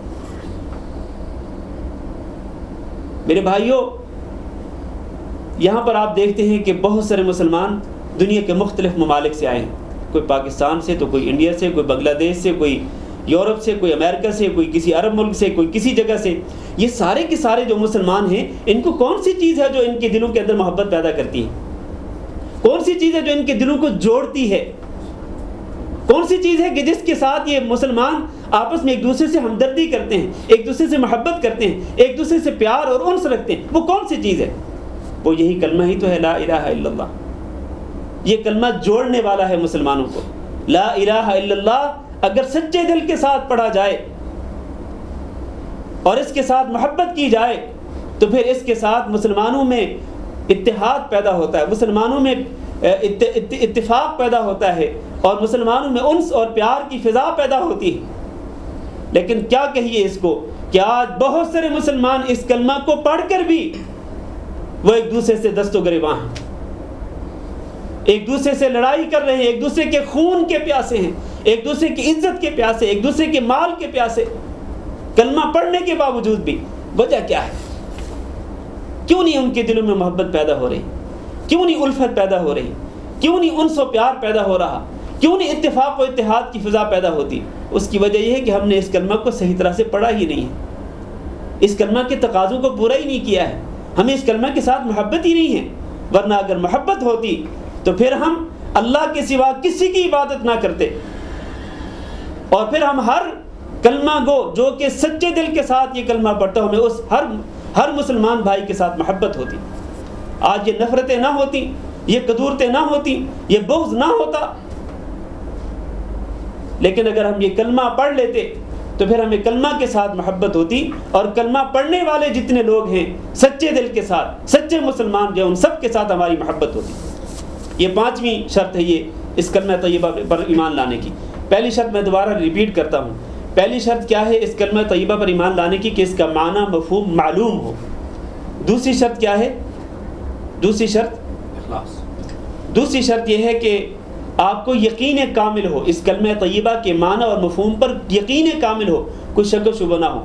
تیسری شرط اخلاص ہے۔ اور چوتھی شرط کیا ہے؟ چوتھی شرط مجھے یاد کرا دیں آپ، ماشاءاللہ میں اکیلا ہوں، آپ ماشاءاللہ زیادہ ہیں۔ چوتھی شرط کیا ہے؟ ہاں جی، چوتھی شرط یہ ہے کہ آپ صدقے دل سے اس کلمہ پر ایمان لائیں، صدقے دل سے، یعنی دل کی سچائی کے ساتھ، دل کی گہرائی کے ساتھ آپ اس کلمہ طیبہ کو مانیں۔ اور پانچویں شرط ہے محبت، کہ آپ اس کلمہ کے ساتھ محبت کریں، اللہ رب العزت کے ساتھ گہری سچی محبت کریں۔ آپ دیکھیں اللہ تعالیٰ قرآن مجید میں ارشاد فرماتے ہیں وَمِنَ النَّاسِ مَن يَتَّخِذُ مِن دُونِ اللَّهِ أَندَادًا يُحِبُّونَهُمْ كَحُبِّ اللَّهِ وَمِنَ النَّاسِ، لوگوں میں سے بعض لوگ ایسے ہیں، مَن يَتَّخِذُ مِن دُونِ اللَّهِ، جو اللہ کو چھوڑ کر کسی اور کو اللہ کا شریک بنا لیتے ہیں۔ جس طرح کہ آج کل بھی لوگ بہت سارے ایسے موجود ہیں کہ جو اللہ کے ساتھ اللہ کے شریک بنا رکھے ہیں جن لوگوں نے، تو پھر ان شریکوں کے ساتھ ان کا رویہ کس طرح کا ہوتا ہے؟ اللہ تعالیٰ فرماتے ہیں یحبونہم کحب اللہ، یہ اللہ کے شریکوں کے ساتھ اس طرح کی محبت رکھتے ہیں جس طرح اللہ کے ساتھ ہونی چاہیے تھی۔ معنی یہ ہے کہ یہ کلمہ طیبہ جب آپ نے پڑھ لیا تو پھر اس کلمہ کی محبت آپ کے دل میں جاگزی ہو جاتی، کلمہ والے کی محبت یعنی اللہ رب العزت کی محبت آپ کے دل میں جگہ پکڑ لیتی، اور پھر جب اللہ کی محبت آپ کے دل میں بیٹھ جاتی تو پھر اللہ کے ساتھ جن کو لوگ شریک بناتے ہیں ان کی محبت آپ کے دل میں نہ آتی۔ اللہ فرماتے والذین آمنوا اشد حبا للہ، جو سچے ایمان والے ہوتے ہیں ان کے دلوں میں سب سے زیادہ محبت اللہ رب العزت کی ہوتی ہے۔ میں اس محبت کی بات کر رہا ہوں کہ یہ محبت اور عقیدت جو ہے اس کلمہ کے ساتھ ہونی چاہیے، اور اس کلمہ والے یعنی اللہ رب العزت کے ساتھ ہونی چاہیے، دل میں اللہ کی گہری شدید محبت ہو۔ یہ شرط ہے اس کلمہ طیبہ پر ایمان لانے کی، پانچویں شرط۔ چھٹی شرط، اور یہ سات شرطیں اس کی، یہ 7 شرطیں ذکر کر کے میں دوبارہ آپ سے سنوں گا وہ 7 شرطیں کیا ہیں، اب ذہنی طور پر اپنے آپ کو تیار کر لیں آپ۔ چھٹی شرط اس کی یہ ہے کہ جب آپ نے کلمہ پڑھ لیا لا الہ الا اللہ، کہ اللہ کے سوا کوئی معبود نہیں، تو پھر جس کو آپ نے معبود مانا، جس کو آپ نے اپنا الہ مان لیا، اور جس سے آپ نے محبت کر لی، پھر اس کے حکم کے سامنے اپنے آپ کو جھکا دیں۔ اس اللہ کے ساتھ جس کا یہ کلمہ ہم پڑھتے ہیں، اس اللہ کے حکم کے سامنے اپنے آپ کو جھکا دینا، یہ بڑی اہم شرط ہے اس کلمہ کی، اس کلمہ پر ایمان لانے کی۔ کیوں؟ اس لیے کہ بہت سارے لوگ ایسے ہیں کہ جو زبان سے کلمہ طیبہ پڑھتے ہیں، لیکن جب اس کلمہ والے کا یعنی اللہ رب العزت کا جب کوئی حکم آتا ہے تو پھر نہیں مانتے اس حکم کو، حیل و حجت کرتے ہیں اور بہانے ڈھونڈتے ہیں، عذر تراشتے ہیں۔ تو جو لوگ اللہ کے حکم کے سامنے حیل و حجت کرتے ہیں اور بہانے تراشتے ہیں، عذر تراشتے ہیں، یقین مانے ان کا ایمان اس کلمہ پر سچا ایمان نہیں۔ سچے ایمان، اس کلمہ طیبہ پر سچے ایمان کا تقاضا یہ ہے کہ جس کا آپ کلمہ پڑھ رہے ہیں اور وہ ہے اللہ رب العزت، اس کا حکم آئے تو آپ کی گردن جھکی ہوئی ہو، آپ سر تسلیم خم کر دیں اس کے حکم کے سامنے، پھر آپ اس کے حکم کے سامنے حیل و حجت نہ کریں۔ اللہ تعالیٰ قرآن مجید میں فرماتے ہیں انما كان قول المؤمنين اذا دعوا الى الله ورسوله ليحكم بينهم ان يقولوا سمعنا واطعنا، سمعنا واطعنا۔ سچے مومنوں کے شایان شان یہ ہے کہ جب ان کو اللہ کی طرف اور اللہ کے رسول کی طرف بلایا جائے کہ تاکہ اللہ اور اللہ کے رسول کا فیصلہ سن لے مومن، تو اللہ اور اللہ کے رسول کا فیصلہ سن کر وہ کیا کہیں؟ سمعنا، اللہ ہم نے سن لیا، وَأَطَعْنَا، اور اللہ ہم نے مان لیا، اللہ ہم نے فرما برداری کی، ہم نے اپنے آپ کو جھکا دیا۔ میرے بھائیوں، یہ جو شرط ہے نا، یہ بڑی کڑی شرط ہے یہ، لیکن میرے بھائیوں کسی بھی صاحب ایمان کا، کسی بھی مومن کا ایمان اس کلمہ طیبہ پر اس وقت تک سچا ایمان نہیں مانا جائے گا اللہ کے نزدیک جب تک اس کے دل کے اندر یہ جذبہ نہیں ہوگا کہ جیسے ہی میں اللہ کا حکم سنوں اپنے آپ کو فوراً جھکا دوں. یہ ہے چھٹی شرط اس کی. اور پانچویں شرط کیا ہے؟ ساتویں شرط یہ ہے کہ اس کلمہ کو جب آپ نے پڑھا لا الہ الا اللہ کو، تو پھر آپ اس کو قبول کریں. آپ کلمہ کو پڑھنے کے بعد اس کو قبول کریں. کیوں؟ اس لیے کہ جب اللہ رب العزت نے نبی کریم صلی اللہ علیہ وسلم کو حکم دیا تھا کہ آپ ان مشرکین مکہ کو کہیں کہ آپ لا الہ الا اللہ پڑھو، تو ان لوگوں نے کیا کیا؟ انہ اذا قیل لهم لا الہ الا اللہ یستکبرون. جب ان مشرکین مکہ کے لیے کہا گیا کہ بھئی لا الہ الا اللہ کو مان لو اور اللہ کے سوا باقی تمام اللہ کے جتنے تم نے شریک بنا رکھے ان سب کی پوجا کو چھوڑ دو، اللہ ہی کی عبادت کرو، جب ان کے لیے یہ کہا گیا تو انہوں نے کیا کیا؟ ان کا رد عمل کیا تھا؟ ہونا تو یہی چاہیے تھا نا کہ وہ قبول کر لیتے، لیکن انہوں نے قبول نہیں کیا. کیا کیا؟ یستکبرون، اکڑ گئے، انکار کر دیا. اور کیا کہا اَإِنَّا لَتَارِكُوا آلِهَتِنَا لِشَاعِرٍ مَجْنُونٍ. کیا ہم اپنے معبودوں کو اس شاعر اور اس مجنون اور اس پاگل کے کہنے پر چھوڑ دیں ہم؟ یعنی کس کو؟ نعوذ باللہ وہ اشارہ کرتے تھے حضرت محمد صلی اللہ علیہ وسلم کی طرف کہ یہ تو دیوانہ مجنون ہے، شاعر ہے، ہم اس کے کہنے پر اپنے ان معبودوں کو چھوڑ دیں. اکڑ گئے اور اپنے معبودوں کی عبادت کو انہوں نے مضبوطی سے تھام لیا، اللہ رب العزت کو الہ ماننے سے انکار کر دیا. یہ جو چیز ہے یہ بہت ہی خطرناک ہے.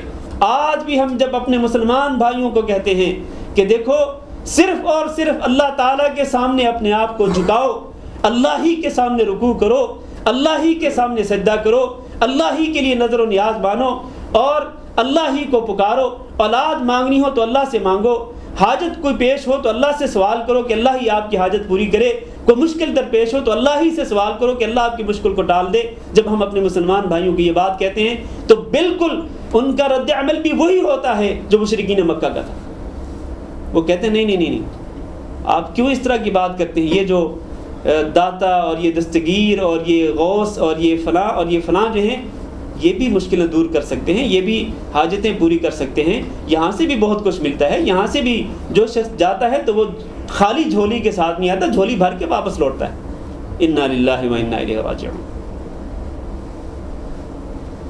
تو اس کلمہ پر ایمان لانے کی ساتویں شرط یہ ہے کہ یہ کلمہ جب آپ کو کہا جائے، پڑھ کے سنایا جائے یا آپ جب خود پڑھیں تو آپ کے دل کے اندر قبولیت کے جذبات پیدا ہوں، فوراً قبول کر لیں اس کلمہ کو اور اس کلمہ کے مفہوم کو اور اس کے تقاضوں پر ایمان لے آئیں کہ اللہ ہم نے مان لیا، اس کو قبول کر لیا.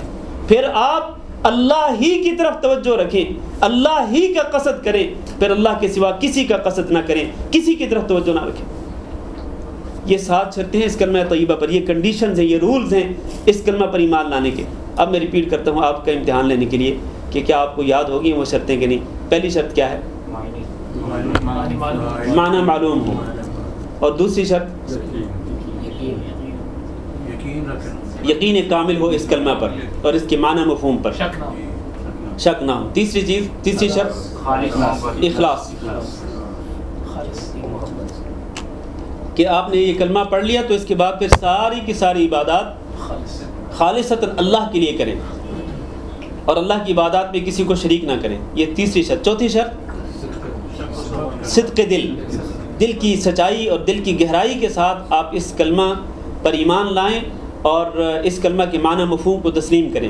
پانچویں شرط محبت، کہ آپ کو اس کلمہ کے ساتھ سچی اور گہری محبت ہو اور اللہ رب العزت کے ساتھ سچی گہری محبت ہو، اور اسی طرح جو بھی آپ کے مسلمان بھائی سچے دل کے ساتھ یہ کلمہ پڑھتے ہوں ان کے ساتھ آپ کی محبت ہو. چھٹی شرط کیا ہے؟ تسلیم کرنا، کہ اپنے آپ کو اللہ کے حکم کے سامنے جھکا دینا. اور ساتویں شرط قبول کرنا، مان لینا.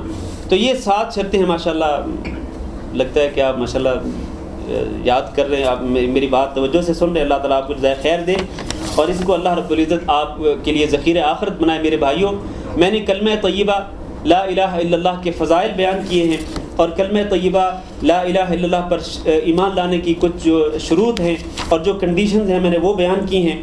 اگرچہ 1 گھنٹہ پورا ہو گیا میرے درس کو، لیکن میں یہ چاہتا ہوں، مجھے یہ کہا گیا تھا کہ آپ کے درس کے لیے تقریباً سوا گھنٹہ 1 گھنٹہ 20 منٹ ہیں، میں یہ چاہتا ہوں کہ آخری تقریباً کوئی 10 یا زیادہ سے زیادہ 15 منٹ، کوئی بات نہیں صبر کر لیں آپ، صرف آخری 10 یا 15 منٹ کے اندر میں ایک بڑی اہم چیز بیان کرنا چاہتا ہوں، اور وہ اسی کلمہ طیبہ کے ساتھ متعلق ہے۔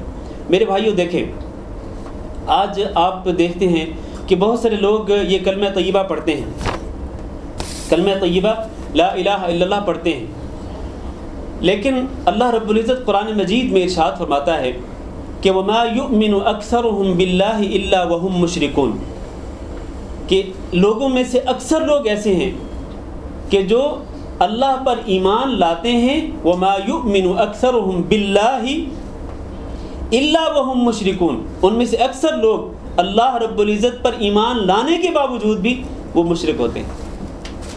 اور میرے بھائیو یہ بہت ہی خطرناک بات ہے، یہ نہایت سنگین معاملہ ہے یہ، کہ کلمہ بھی پڑھتے ہوں، اللہ پر ایمان لانے کا دعویٰ بھی کرتے ہوں، لیکن اللہ کے نزدیک وہ مشرک ہوں۔ تو وہ کون لوگ ہیں؟ وہ بدنصیب لوگ کون ہیں کہ جو اللہ کے نزدیک ایمان کا دعویٰ کرنے کے باوجود اللہ کے حساب میں وہ مشرک ہی ہیں، اللہ ان کو مشرک شمار کرتا ہے؟ وہ کون بدنصیب لوگ ہیں؟ آئیے ذرا ان کی کچھ صفات دیکھ لیں۔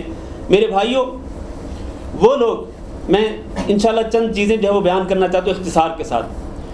سب سے پہلی چیز کہ جو زبان سے لا الہ الا اللہ پڑھتے ہیں، لیکن وہ اگر اللہ رب العزت کے سوا کسی اور کو نفع نقصان کا مالک سمجھتے ہیں، کسی اور کو اللہ کے سوا کسی اور کو نفع نقصان کا مالک سمجھتے ہیں، تو وہ یقین کر لیں کہ وہ اللہ رب العزت پر ایمان لانے یا کلمہ طیبہ پر ایمان لانے کا دعویٰ کرنے کے باوجود بھی وہ اللہ کے نزدیک مشرک ہے، وہ اللہ کے نزدیک شرک کرنے والے ہیں۔ کیونکہ میں پہلے یہ کہہ چکا کہ کلمہ طیبہ لا الہ الا اللہ کو ماننے کا لازمی تقاضا یہ ہے کہ آپ نفع و نقصان کا مالک اکیلے اللہ رب العزت کو سمجھیں۔ اگر کوئی شخص یہ کلمہ پڑھ کر بھی اللہ کے سوا کسی اور کا نفع و نقصان کا مالک سمجھتا ہے تو اللہ کے نزدیک وہ مشرک ہے۔ میرے بھائیوں دیکھیں، کوئی امام یا کوئی ولی یا کوئی بزرگ کسی کے نفع نقصان کا مالک کیا ہوگا جبکہ امام الانبیاء حضرت محمد صلی اللہ علیہ وسلم کی زبانی اللہ تعالیٰ نے یہ اعلان کروایا قرآن مجید میں کہ اے میرے نبی صلی اللہ علیہ وسلم آپ لوگوں کو اعلان کر کے کہہ دیں کہ قل لا املک لنفسی نفعا ولا ضرا الا ما شاء اللہ، کہ محمد صلی اللہ علیہ وسلم آپ لوگوں کو بتلا دیں کہ میں تو اپنی ذات کے لیے بھی نفع نقصان کا مالک نہیں ہوں، اپنی ذات کے نفع نقصان کا بھی مالک نہیں ہوں۔ اور میرے بھائیوں، جب امام الانبیاء اپنی ذات کے لیے نفع نقصان کے مالک نہیں، تو پھر آپ سے کم تر کوئی بھی شخص کتنا بڑا ولی، کتنا بڑا بزرگ کیوں نہ ہو، وہ کسی کے نفع نقصان کا مالک کس طرح ہو سکتا ہے؟ جو لوگ آج مزاروں کی طرف رخ کرتے ہیں اور اولیاء کرام کے درباروں کی طرف جاتے ہیں، وہ اسی عقیدت کے ساتھ جاتے ہیں، ان کا نظریہ ان کا یہی ہوتا ہے، ان کا مائنڈ یہی ہوتا ہے کہ ہم وہاں جائیں گے ہمیں وہاں سے نفع ملے گا، ہم وہاں جائیں گے تو ہم نقصان سے بچ جائیں گے، نفع نقصان کی امید رکھتے ہوئے وہاں پر جاتے ہیں اور وہاں پر جا کے دیگیں پکاتے ہیں، وہاں پر جا کے نذر و نیاز پیش کرتے ہیں، اور جو کچھ بھی ہوتا ہے آپ سب جانتے ہیں ماشاءاللہ اللہ تعالیٰ نے آپ کو علم دیا ہے، اللہ نے آپ کو عقل دی ہے، اللہ نے آپ کو سمجھ دی ہے، آپ سارا کچھ اپنی آنکھوں سے دیکھ رہے ہیں، یہ تو جو کچھ بھی کرتے ہیں غیر اللہ کے ساتھ شرک کی صورت میں درباروں اور مزاروں پر جو کچھ کیا جاتا ہے وہ صرف اسی نظریے کے ساتھ کیا جاتا ہے کہ یہ لوگ بھی نفع نقصان کے مالک ہیں، جبکہ رسول اکرم صلی اللہ علیہ وسلم اپنی ذات کے لیے نفع نقصان کے مالک نہیں تھے۔ آپ دیکھیں نا، جب اللہ تعالیٰ نے یہ آیت نازل کی نا وَأَنذِرْ عَشِيرَتَكَ الْأَقْرَبِينَ کہ محمد صلی اللہ علیہ وسلم آپ اپنے قریبی رشتہ داروں کو ڈرائیے، تو آپ صلی اللہ علیہ وسلم نے اپنے قریبی رشتہ داروں کے جو قبائل تھے، قبائل کے سرداروں کے نام لے کر کے ان کو پکارا اور فرمایا کہ یا کعب ابن مالک، یا بنی مرۃ ابن کعب، یا بنی عبد شمس، یا بنی عبد مناف، یا بنی ہاشم، یا بنی عبد المطلب، ان تمام قبیلوں کے سرداروں کے نام لے کر کے انہوں نے کہا کہ دیکھو تم اللہ تعالیٰ کے سامنے قیامت کے دن جہنم سے اپنے آپ کو خود ہی بچانا، میں تمہارے کسی کام نہیں آؤں گا۔ اور بلکہ رسول اکرم صلی اللہ علیہ وسلم نے اپنی لخت جگر حضرت فاطمہ کا نام لے کر کے کہا، فرمایا یا فاطمہ انقذی نفسک من النار فانی لا املک لک من اللہ شیئا، اے فاطمہ ٹھیک ہے تم میری لخت جگر ہو، میری پیاری صاحبزادی ہو، میری پیاری بیٹی ہو، لیکن قیامت کے دن اللہ کے عذاب سے، جہنم کے عذاب سے تم خود ہی اپنے آپ کو بچانا، میں تمہارے کسی بھی کام نہیں آؤں گا۔ میرے بھائیوں، جب رسول اکرم صلی اللہ علیہ وسلم کے جو سید الاولین والآخرین ہیں اور امام الانبیاء ہیں، اگر وہ اپنی بیٹی کے کام نہیں آ سکیں گے قیامت کے دن، تو پھر دنیا کے اندر کوئی بڑے سے بڑا بزرگ کسی کے کام کس طرح آ سکتا ہے؟ ایک تو یہ بات۔ دوسری بات یہ ہے کہ لوگ کلمہ طیبہ پڑھتے ہیں، لیکن یہ کلمہ طیبہ پڑھ کر بھی وہ دوسروں کو، غیر اللہ کو پکارتے ہیں، غیر اللہ کو پکارتے ہیں مشکلات کے وقت اور حاجات کو پورا کرنے کے لیے ان سے دعا مانگتے ہیں، حالانکہ اللہ رب العزت نے قرآن مجید میں ارشاد فرمایا کہ ان تدعوہم لا يسمعوا دعاءکم۔ میرے بھائیوں، واللہ میں آج قسم اٹھا کے کہتا ہوں کہ اگر مسلمان قرآن مجید کو پڑھ لیں، صرف قرآن مجید کو، سمپل قرآن مجید کا ترجمہ ہی پڑھ لیں، تو ان کا عقیدہ درست ہو سکتا ہے، وہ اپنی اصلاح کر سکتے ہیں اور یہ ساری شرکیات اور بدعات ساری کی ساری ختم ہو سکتی ہیں۔ لیکن افسوس اور دکھ کی بات یہ ہے کہ مسلمانوں کو آج قرآن مجید سے صرف اتنا شغف ہے، صرف اتنا لگاؤ ہے کہ رمضان المبارک میں یا کبھی کبھار باقی مہینوں میں بھی اٹھا کے پڑھ لیتے ہیں، چند صفحوں کی تلاوت کر لیتے ہیں، باقی ترجمہ، اس کا معنی، اس کا مفہوم، اس کی تفسیر پڑھنے کی زحمت ہی نہیں کرتے۔ تو اللہ تعالیٰ قرآن مجید میں فرماتے کہ ان تدعوہم لا يسمعوا دعاءکم، اگر آپ ان کو پکاریں گے، کن کو؟ یہ جن کو اللہ کے ساتھ شریک بنایا جاتا ہے، چاہے وہ کوئی داتا ہو جس کو لوگ داتا کہتے ہیں، دستگیر کہتے ہیں، غوث کہتے ہیں، کوئی بھی ہو، ان تدعوہم، اگر آپ ان کو پکاریں گے، لا يسمعوا دعاءکم، یہ آپ کی پکار سننے والے ہی نہیں ہیں، وَلَوْ سَمِعُوا مَا اسْتَجَابُوا لَكُمْ، اور اگر بالفرض وہ سن بھی لیں آپ کی پکار کو، تو وہ آپ کی پکار کا جواب ہی نہیں دینے والے۔ اور کئی لوگ یہ کہتے ہیں، اور یہ ایک بڑا اہم اعتراض ہے بعض ہمارے دوستوں کی طرف سے، بعض بھائیوں کی طرف سے، کہتے ہیں قرآن مجید کے اندر جتنا بھی شرک کے متعلق کہا گیا نا، دراصل وہ بتوں کے متعلق ہے، باقی یہ جو بزرگان دین ہیں اور اولیاء کرام ہیں، یہ آیات شرک کے متعلق ہیں، یہ ان کے متعلق نہیں ہے، یہ تو بتوں کے متعلق ہے۔ ذرا سنیے وہ آیت قرآن مجید کی سورۃ النحل میں اللہ تعالیٰ فرماتے ہیں 14ویں پارے میں، اور نوٹ کیجیے گا اس آیت کو۔ اللہ تعالیٰ فرماتے ہیں والذین تدعون من دون اللہ لا يخلقون شیئا وهم يخلقون اموات غیر احیاء وما يشعرون ایان یبعثون، اور جن کو تم اللہ کے سوا پکارتے ہو، لا يخلقون شیئا، وہ کچھ بھی پیدا نہیں کر سکتے ہیں، وهم يخلقون، اور خود انہیں پیدا کیا گیا ہے، اموات، وہ مردے ہیں، غیر احیاء، وہ زندہ نہیں ہیں، وما يشعرون ایان یبعثون، اور ان کو یہ بھی نہیں پتا کہ ان کو کب ان کو اٹھایا جائے گا۔ تو آپ بتلائیے کہ اموات غیر احیاء وما یشعرون ایان یبعثون، یہ تینوں جو صفات ہیں کہ مردے ہیں، زندہ نہیں ہیں، ان کو یہ نہیں پتا کہ کب ان کو اٹھایا جائے گا، یہ جو الفاظ ہیں اللہ تعالیٰ کے، کیا یہ بتوں کے متعلق ہیں؟ کیا بت بھی مرتے ہیں؟ کیا بتوں کو بھی قیامت کے دن اٹھایا جائے گا؟ کیا بت بھی زندہ ہوتے ہیں؟ اور میرے بھائیوں، یہ جو اللہ تعالیٰ کا فرمان ہے، یہ ان اولیاء کرام اور ان بزرگان دین، اللہ تعالیٰ ان اولیاء کرام اور بزرگان دین پر کروڑوں رحمتیں فرمائے، لیکن لوگوں نے ان اولیاء کرام اور ان بزرگان دین کو اللہ کا شریک بنا لیا، اور پھر اللہ کا شریک بنا کر ان کو اللہ کے ساتھ پکارنا شروع کر دیا۔ وما انت بمسمع من فی القبور، اللہ تعالیٰ نے قرآن مجید میں فیصلہ فرما دیا کہ محمد صلی اللہ علیہ وسلم آپ بھی قبر والوں کو نہیں سنا سکتے ہیں۔ ما انت بمسمع من فی القبور، قبروں میں جو بھی ہے، وہ ولی ہو، بزرگ ہو، امام ہو، کوئی بھی شخص ہو، آپ اس کو نہیں سنا سکتے۔ اور جب اللہ کے نبی نہیں سنا سکتے قبر والے کو، تو کیا میں اور آپ سنا سکتے ہیں؟ کیا کہتے ہیں آپ؟ میں اور آپ کسی قبر والے کو نہیں سنا سکتے ہیں، اور جب ہم سنا نہیں سکتے ہیں کسی قبر والے کو، تو پھر ہم اس کو پکارتے کیوں ہیں؟ اور وہ تو ہماری پکار سننے والے ہی نہیں، ہماری پکار کا جواب دینے والے ہی نہیں۔ اور یہ دو باتیں ہوں گی۔ تیسری بات یہ ہے کہ بعض لوگ کلمہ طیبہ لا الہ الا اللہ پڑھتے ہیں، لیکن دل کے اندر اللہ کے سوا کسی اور کا خوف رکھتے ہیں۔ صرف اللہ کا خوف نہیں رکھتے بلکہ غیر اللہ کا خوف رکھتے ہیں، غیروں سے وہ ڈرتے ہیں۔ اور آج کئی لوگ کہتے ہیں کہ اگر آپ فلاں دربار یا فلاں مزار پہ جا کے نظر و نیاز پیش نہیں کریں گے تو آپ پر یہ مصیبت آ جائے گی، آپ تباہ و برباد ہو جائیں گے، آپ کا کاروبار گھاٹے میں چلا جائے گا۔ لوگوں کو ڈراتے دھمکاتے ہیں اس طرح کہ اگر آپ یہ نہیں کریں گے تو یوں ہو جائے گا۔ میرے بھائیوں، حضرت ابراہیم علیہ السلام نے کہا تھا، اور وہ حضرت ابراہیم علیہ السلام کون ہے؟ رئیس الموحدین، سارے توحید پرستوں کے سردار ہیں ابراہیم علیہ السلام۔ وہ کیا کہتے تھے وہ چونکہ ان کے باپ جو ہیں وہ بت بناتے تھے اور ان کی قوم کے لوگ بتوں کی پوجا کرتے تھے، تو آپ فرمایا کرتے تھے لا اخاف ما تشرکون به، جن کو تم اللہ کا شریک بناتے ہو میں ان سے قطعا نہیں ڈرتا ہوں، میں تو اللہ تعالیٰ سے ہی ڈرتا ہوں۔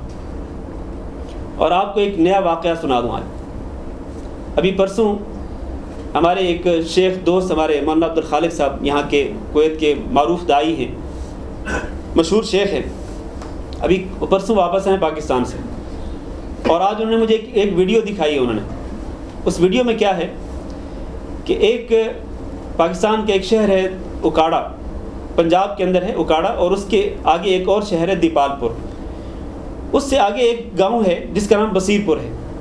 وہاں اس گاؤں میں ایک بہت بڑا درخت ہے بیری کا، اور اس درخت کے نیچے 3-4 قبریں ہیں۔ ان میں سے ایک قبر جو ہے وہ کہتے ہیں کہ وہ کسی بزرگ کی قبر ہے، اور وہاں بیری کا بہت بڑا درخت ہے۔ میں نے آج ویڈیو میں دیکھا، بہت بڑا درخت ہے۔ لوگوں کا وہاں پر نظریہ کیا ہے؟ وہاں کے آس پاس کے تمام گاؤں میں لوگ یہ سمجھتے ہیں کہ یہ جو بابا جی جن کی قبر ہے یہاں اس درخت کے نیچے، یہاں ان دیہات والوں کو یہ بابا جی نے ہی سنبھال رکھا ہے، بابا جی نے ہی، بابا جی ہی حاجتیں پوری کرتے ہیں، بابا جی ہی مشکلیں دور کرتے ہیں، یہ بابا جی جو ہیں یہی سب کچھ ہیں۔ اور وہ یہ کہتے ہیں، ان کی عقیدت کا آپ حال دیکھیں، کہتے ہیں کہ یہ اس قبر کے اوپر جو بہت بڑا درخت ہے، کسی شخص کو یہ جرأت نہیں ہے کہ وہ اس درخت کا ایک پتا بھی توڑ سکے، اور جو شخص اس درخت کا ایک پتا بھی توڑے گا تو بابا جی اس کا ستیہ ناش کر دیں گے، اس کی ایسی تیسی پھیر دیں گے، اس کے اوپر مصیبت آ جائے گی، تباہی بربادی ہو جائے گی۔ چنانچہ ان لوگوں کے پاس ایک توحید پرست انسان جاتا ہے اور ان کو کہتا ہے کہ دیکھو یہ بابا جی کے متعلق جو عقیدہ اور اس درخت کے متعلق جو عقیدہ ہے یہ تمہارا عقیدہ بالکل غلط ہے، اس کو چھوڑ دو۔ وہ کہتے ہیں نہیں ہم اس کو نہیں چھوڑ سکتے۔ تو اس شخص نے، توحید والے شخص نے ان کو چیلنج کیا کہ دیکھو میں اپنے چند لوگوں کو لے کر کے آتا ہوں اور میں اس درخت کو جا کے توڑتا ہوں، اس کو گراتا ہوں، اگر تمہارے بابا جی بچا سکتے ہیں اس درخت کو تو پھر بچا کے دکھائیں۔ اور پھر یہ ایک معاہدہ ہوتا ہے، باقاعدہ اسٹامپ پر تحریر ہوتی ہے، معاہدہ ہوتا ہے، اس علاقے کے بڑے آدمی جس کی زمین میں یہ سارا کچھ تھا اس کے ساتھ معاہدہ طے ہوتا ہے کہ اگر ہم لوگ اس درخت کو گرانے میں کامیاب ہو گئے اور بابا جی نے ہمارا کچھ بھی نہ بگاڑا تو آپ کو یہ سلفی دعوت، یہ توحید کی دعوت آپ کو قبول کرنی پڑے گی۔ اس نے لکھ کے دے دیا، اور اگر ایسا ہو کہ ہم درخت گرا رہے ہوں اور ہم پر کوئی مصیبت آ جائے تو پھر ہم سارے کے ساری جو ہیں وہ توحید کی دعوت کو چھوڑ کر آپ کا مسئلہ قبول کر لیں گے۔ اسٹامپ پہ تحریری معاہدہ ہو گیا۔ یقین مانے میرے عزیز بھائیوں، وہ ویڈیو موجود ہے، ہمارے جو توحید پرست جو لوگ تھے وہ سارے کے سارے گئے اور ان لوگوں کے ساتھ، ہزاروں لوگوں کے سامنے انہوں نے جا کے پوری آزادی کے ساتھ وہ درخت کا تیا پانچا کر دیا، اس درخت کو پورے کا پورا درخت جو ہے وہ گرا دیا، اور ان کو کچھ بھی نقصان نہیں ہوا، ان لوگوں کو کچھ بھی نہیں ہوا۔ تو میرے بھائیوں، خوف صرف اور صرف اللہ رب العزت کا ہونا چاہیے۔ آپ نے کلمہ پڑھا لا الہ الا اللہ، اس کا تقاضا یہ ہے کہ دل کے اندر صرف اللہ ہی کا خوف ہو، کسی اور کا خوف نہ ہو۔ کوئی بڑے سے بڑا بزرگ، بڑے سے بڑا امام، بڑے سے بڑا ولی کیوں نہ ہو، کوئی دربار ہو، کوئی مزار ہو، اس کا کوئی خوف نہیں ہونا چاہیے دل کے اندر۔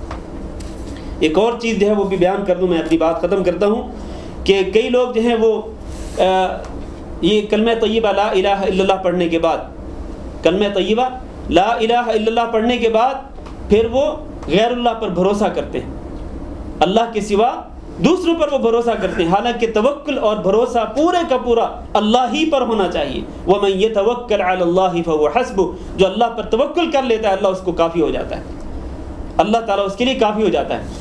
تو یہ جو چیزیں ہیں عقیدے کی خرابیاں، کہ کلمہ طیبہ پڑھ کر اور اس کو پڑھنے کے باوجود، اس پر ایمان کا دعویٰ کرنے کے باوجود آج ہمارے مسلمان بھائیوں کے اندر خرابی، عقیدے کی خرابیاں موجود ہیں۔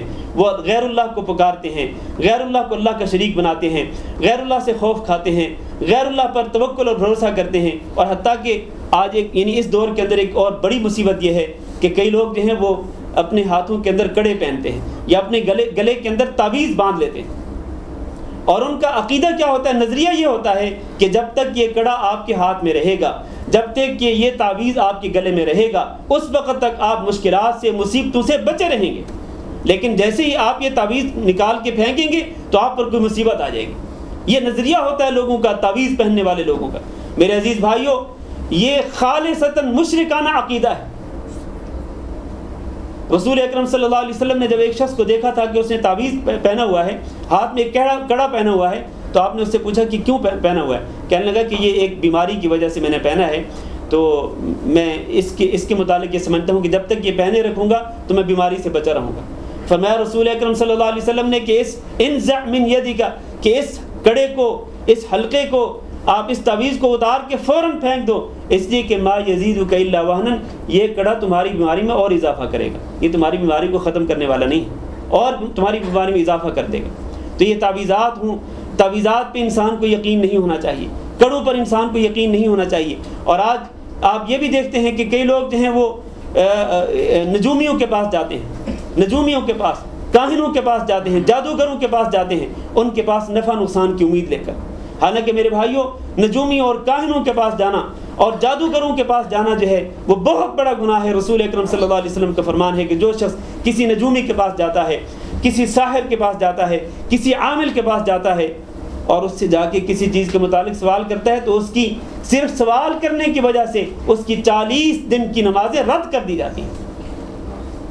کیوں 40 دن کی نمازیں کیوں رد ہو جاتی ہیں؟ اس لیے کہ اس نے اپنے دل کے اندر یہ عقیدہ رکھا کہ یہی جادوگر، یہی بابا، یہی عامل، یہی پیر اور یہی مرشد جو ہے یہ مجھے مشکلات سے بچائے گا، یہی میری ضرورتیں پوری کرے گا۔ جب اس کے پاس انسان جائے اور اس سے صرف سوال ہی کر لے کسی چیز کے متعلق، تو اس کی 40 دن کی نمازیں رد ہو جاتی ہیں، والعیاذ باللہ۔ تو اس طرح کے غلط قسم کے نظریات اور غلط قسم کے جو عقائد ہیں آج ہمارے مسلمانوں کے اندر پائے جاتے ہیں۔ آخری بات صرف کرتا ہوں کہ لوگ یہ سمجھتے ہیں کہ یہ ہمارے سفارشی ہیں، جن کی درباروں اور جن کی مزاروں پر جاتے ہیں تو کہتے ہیں یہ ہمارے سفارشی ہیں، ہماری ان تک اور ان کی اللہ تک۔ یہ ان کا ایک فلسفہ ہے یہ کہ ہماری گزارش، ہماری پہنچ ان تک، ہماری رسائی صرف ان تک اور ان کی رسائی اللہ تک۔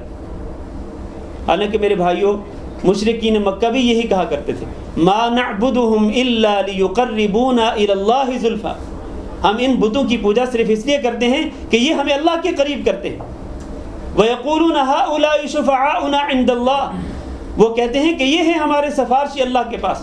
جس طرح آج مسلمان کہتے ہیں، اسی طرح اس وقت مشرکین مکہ بھی یہی کہتے تھے بتوں کے متعلق کہ یہ ہمارے اللہ کے ہاں سفارشی ہیں۔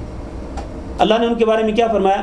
اللہ نے فرمایا سبحانہ وتعالی عما یشرکون، یہ جو شرک کر رہے ہیں نا کہ غیر اللہ کو اللہ کا سفارشی سمجھتے ہیں، اللہ تعالیٰ اس شرک سے پاک ہے۔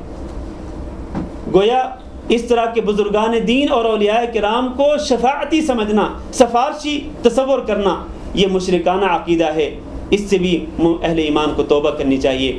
میں آخر میں دعا کرتا ہوں کہ اللہ رب العزت ہمیں اس کلمہ طیبہ کو، جو کہ مضبوط سہارا ہے، کلمہ طیبہ لا الہ الا اللہ، ہمیں اس مضبوط سہارے کو تھامنے کی توفیق دے۔ اللہ رب العزت ہمیں اس کلمہ طیبہ پر صحیح طریقے سے ایمان لانے کی توفیق دے، اور اللہ تعالی ہمیں اس کلمہ طیبہ پر قائم رہنے کی توفیق دے کہ ہمارا خاتمہ ہو تو اسی کلمہ طیبہ لا الہ الا اللہ پر ہو۔ استغفر اللہ لی ولکم انہ هو الغفور الرحیم۔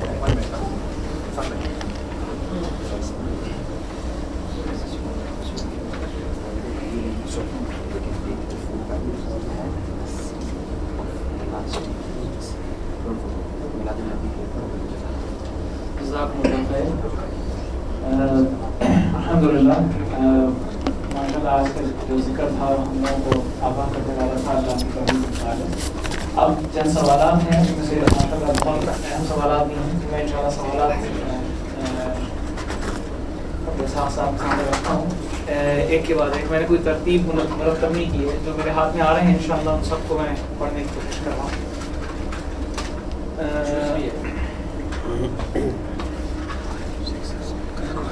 جی ہاں نہیں نارمل. اچھا ایک اور چیز بتانا تھا کہ جانے سے پہلے جو لوگ یہاں سے جب روانہ ہوں گے تو جانے سے پہلے کھانے کا ایک پیکٹ اور ایک سی وی ہے جس میں پچھلے 10 کی ریکارڈنگ ہے، وہ انشاءاللہ لے جا سکتے ہیں اور لوگوں کو بانٹیں اور پہنچائیں لوگوں تک. اچھا ایک سوال ہے، عام زندگی میں ہم اس کلمے کے خلاف کی خلاف ورزی کیسے کرتے ہیں، اور اگر ہم اگر کسی کھلے شرک میں مبتلا نہیں ہیں، درگاہ پرستی جیسے کوئی شرک میں، تو اس کے بغیر یعنی درگاہ پرستی میں بنا لگے ہوئے اگر ہم عام زندگی میں کس طرح سے کرتے ہیں اس کی کچھ وضاحت چاہتے ہیں. دیکھیں کلمہ طیبہ لا الہ الا اللہ پر ایمان لانے کی جو شرطیں، اس کی جو کنڈیشنز ہم نے بیان کی ہیں، ہم اگر ان شرطوں کو اپنے سامنے رکھیں اور ان کنڈیشنز کو اپنے سامنے رکھیں تو ہمیں یہ بھی معلوم ہوتا ہے کہ جب آپ نے کلمہ پڑھا اللہ رب العزت کا، لا الہ الا اللہ آپ نے کہا اور آپ نے اس کو دل سے تسلیم کیا، تو پھر اس کلمہ کو پڑھنے کے بعد آپ کے لیے یہ لازم ہے اور ہر مومن کے لیے لازم ہو جاتا ہے کہ وہ اپنی پوری زندگی اللہ رب العزت کے احکامات کے مطابق بسر کرے، پوری زندگی. اور ہر میدان میں، زندگی کے ہر شعبے میں ہم یہ دیکھیں کہ اللہ رب العزت نے ہمیں کیا حکم دیا ہے، ہمیں کون سا وہ کام ہے جو اللہ تعالیٰ کی رضا کے حصول کا سبب بن سکتا ہے اور اللہ کے قریب کر سکتا ہے، اور کون سا وہ کام ہے کہ جو اللہ تعالیٰ سے ہمیں دور کر سکتا ہے یا اللہ تعالیٰ کو ناراض کر سکتا ہے یا اللہ کے عذاب کا سبب بن سکتا ہے. تو ہمیں یہ دیکھنا چاہیے. دیکھیں جب آپ نے کلمہ پڑھ لیا تو پھر آپ نے گویا کہ مان لیا کہ اللہ ہم نے کلمہ پڑھا ہے تیرا، ہم تیری عبادت کرتے ہیں، تو اللہ اب اس کے بعد ہم پوری زندگی تیرے احکامات کی روشنی میں اور تیرے دین کی روشنی میں گزاریں گے. اللہ جس بھی دنیا کے زندگی کے جس فیلڈ میں، جس میدان میں، جس شعبے میں بھی ہم ہوں گے، چاہے ہم گھر میں ہوں، چاہے ہم تجارت اور کاروبار کرتے ہوں، چاہے ہم کسی آفس میں ملازمت کرتے ہوں، یا ہم کوئی دنیا کی کسی بھی شعبے میں، زندگی کسی بھی شعبے میں ہم ہیں، تو ہم وہاں پر یہ دیکھیں کہ یہاں پر اللہ تعالیٰ ہم سے کس چیز کا مطالبہ کرتا ہے. تو اللہ تعالیٰ کے احکامات کے مطابق زندگی بسر کرنا اور اللہ تعالیٰ کے احکامات سے سر منہ انحراف نہ کرنا، یہ بہت ہی ضروری ہے ہر مومن کے لیے جو بھی یہ کلمہ پڑھتا ہو. لہٰذا یہ جو سوال کیا گیا ہے کہ ایک شخص جو ہے وہ شرک وغیرہ سے اپنے آپ کو بچاتا ہے، شرک نہیں کرتا، وہ عبادات میں وہ اللہ تعالیٰ کے ساتھ کسی کو شریک نہیں بناتا ہے، وہ اور عبادات ساری کی ساری اللہ کے ساتھ اللہ کے لیے خالص کرتا ہے، تو کیا وہ انسان بھی اللہ تعالیٰ یا اس کلمہ کے خلاف کوئی کام کر سکتا ہے؟ ہم کہتے ہیں کہ ہاں، وہ انسان بھی اس کلمہ کے خلاف کوئی کام کر سکتا ہے. مثلا اللہ تعالیٰ نے حکم دیا کہ آپ نمازیں پڑھیں، 5 وقت نماز پڑھیں، یہ اللہ تعالیٰ کا حکم ہے، اللہ نے اس چیز کو فرض کر دیا ہے ہر مسلمان پر.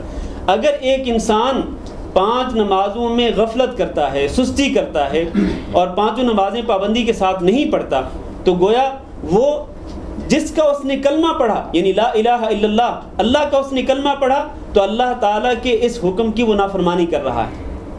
گویا اس کا بھی ایمان اس کلمے پر سچا ایمان نہیں ہے. کیوں؟ اس لیے کہ وہ زبان سے تو کہتا ہے لیکن اس اللہ کے حکم پہ عمل نہیں کرتا ہے. اللہ تعالیٰ یہ حکم دیتا ہے کہ اپنے مال میں سے زکوٰۃ نکالو، لیکن یہ زکوٰۃ نہیں نکالتا، تو یہ اللہ تعالیٰ کی مخالفت کرنے والا، اللہ کے احکام کی خلاف ورزی کرنے والا ہے.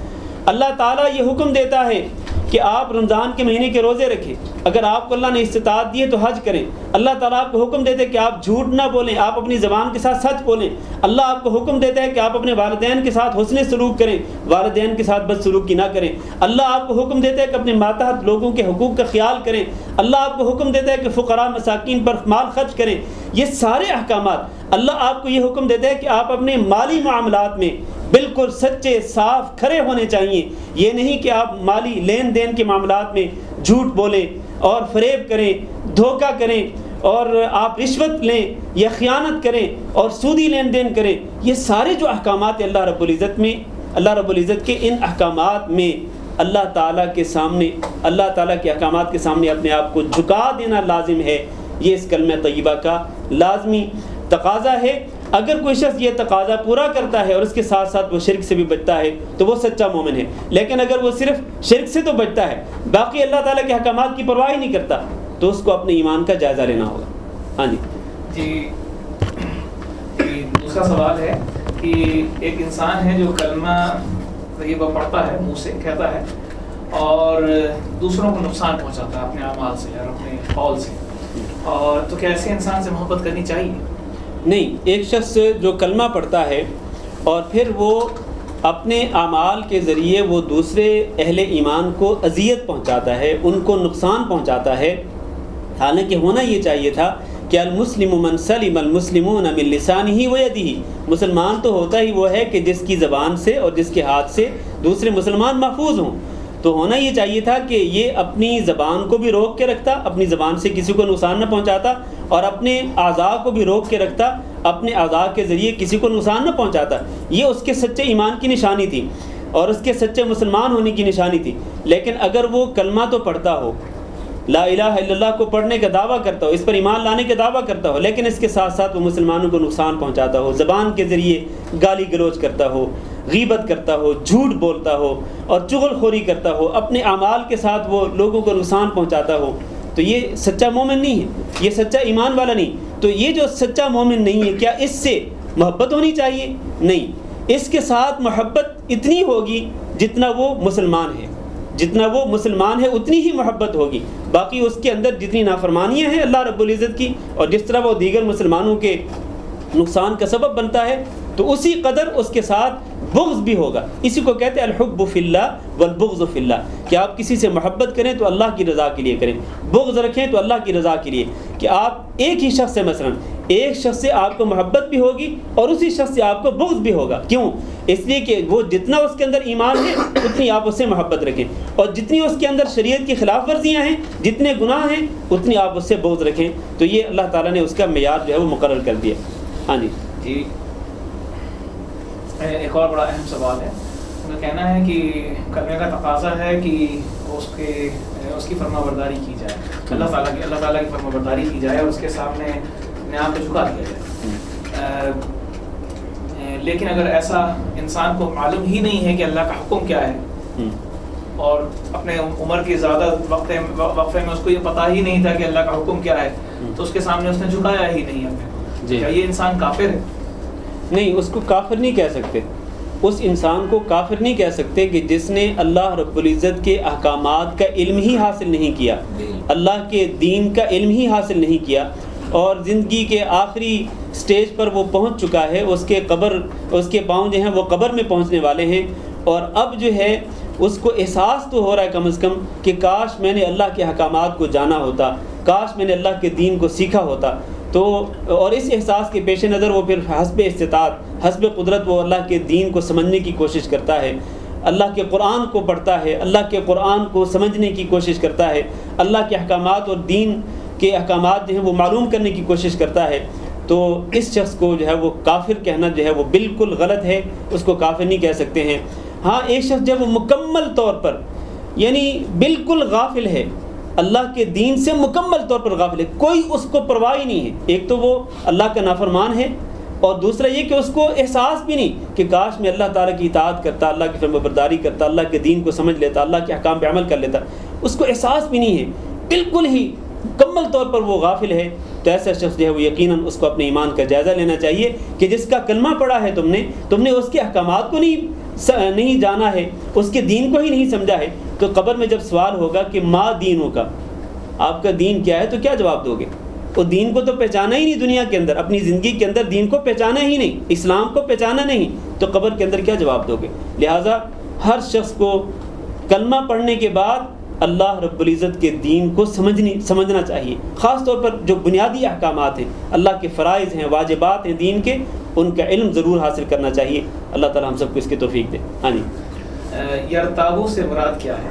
شک و شبہ کرنا، ریب سے ہے نا یہ روزمرہ کی زندگی سے اس کے متعلق کچھ بات نہیں. اس کا ایمان سے تعلق ہے کہ جب آپ اللہ اور اللہ کے رسول پر ایمان لائے تو پھر یہ جو ایمان ہے یہ ایمان شک و شبہ سے بالا تر ہونا چاہیے.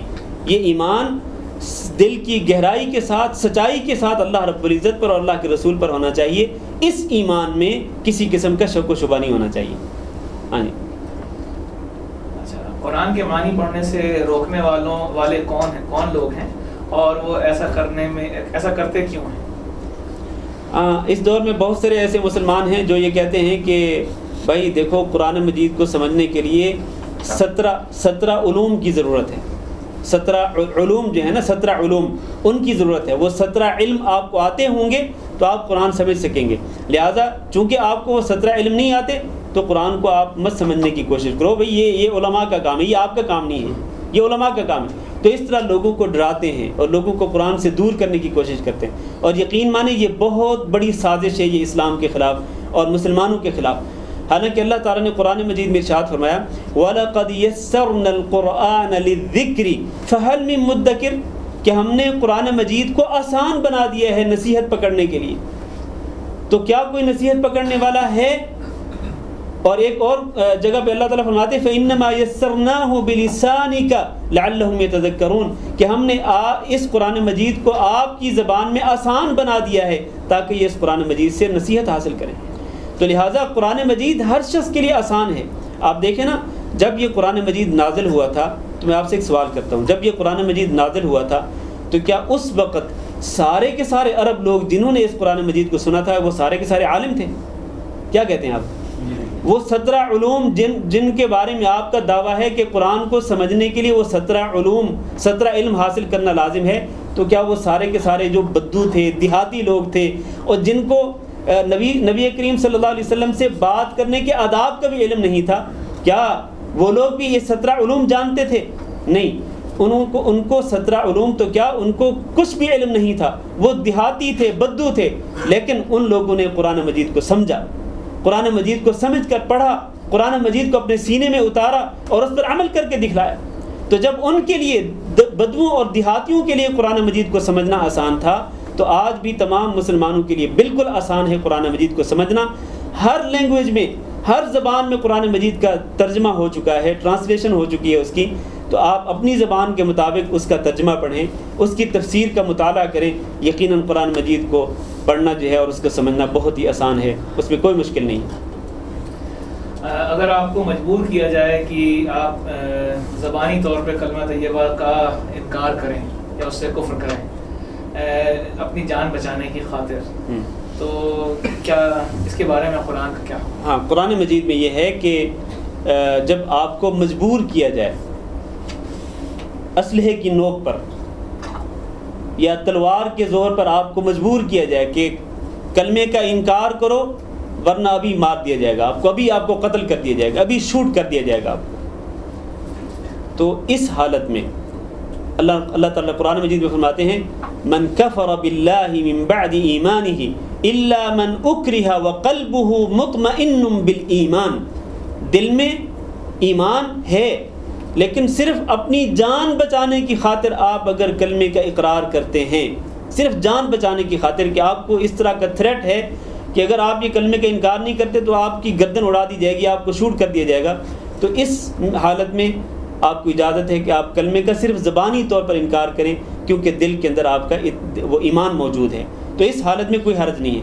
ورنہ اس کے علاوہ کسی اور حالت میں اگر کوئی شخص کلمے کا انکار کر دے تو یقیناً وہ شخص کافر ہو جاتا ہے اور وہ مرتد ہوتا ہے. ہاں جی،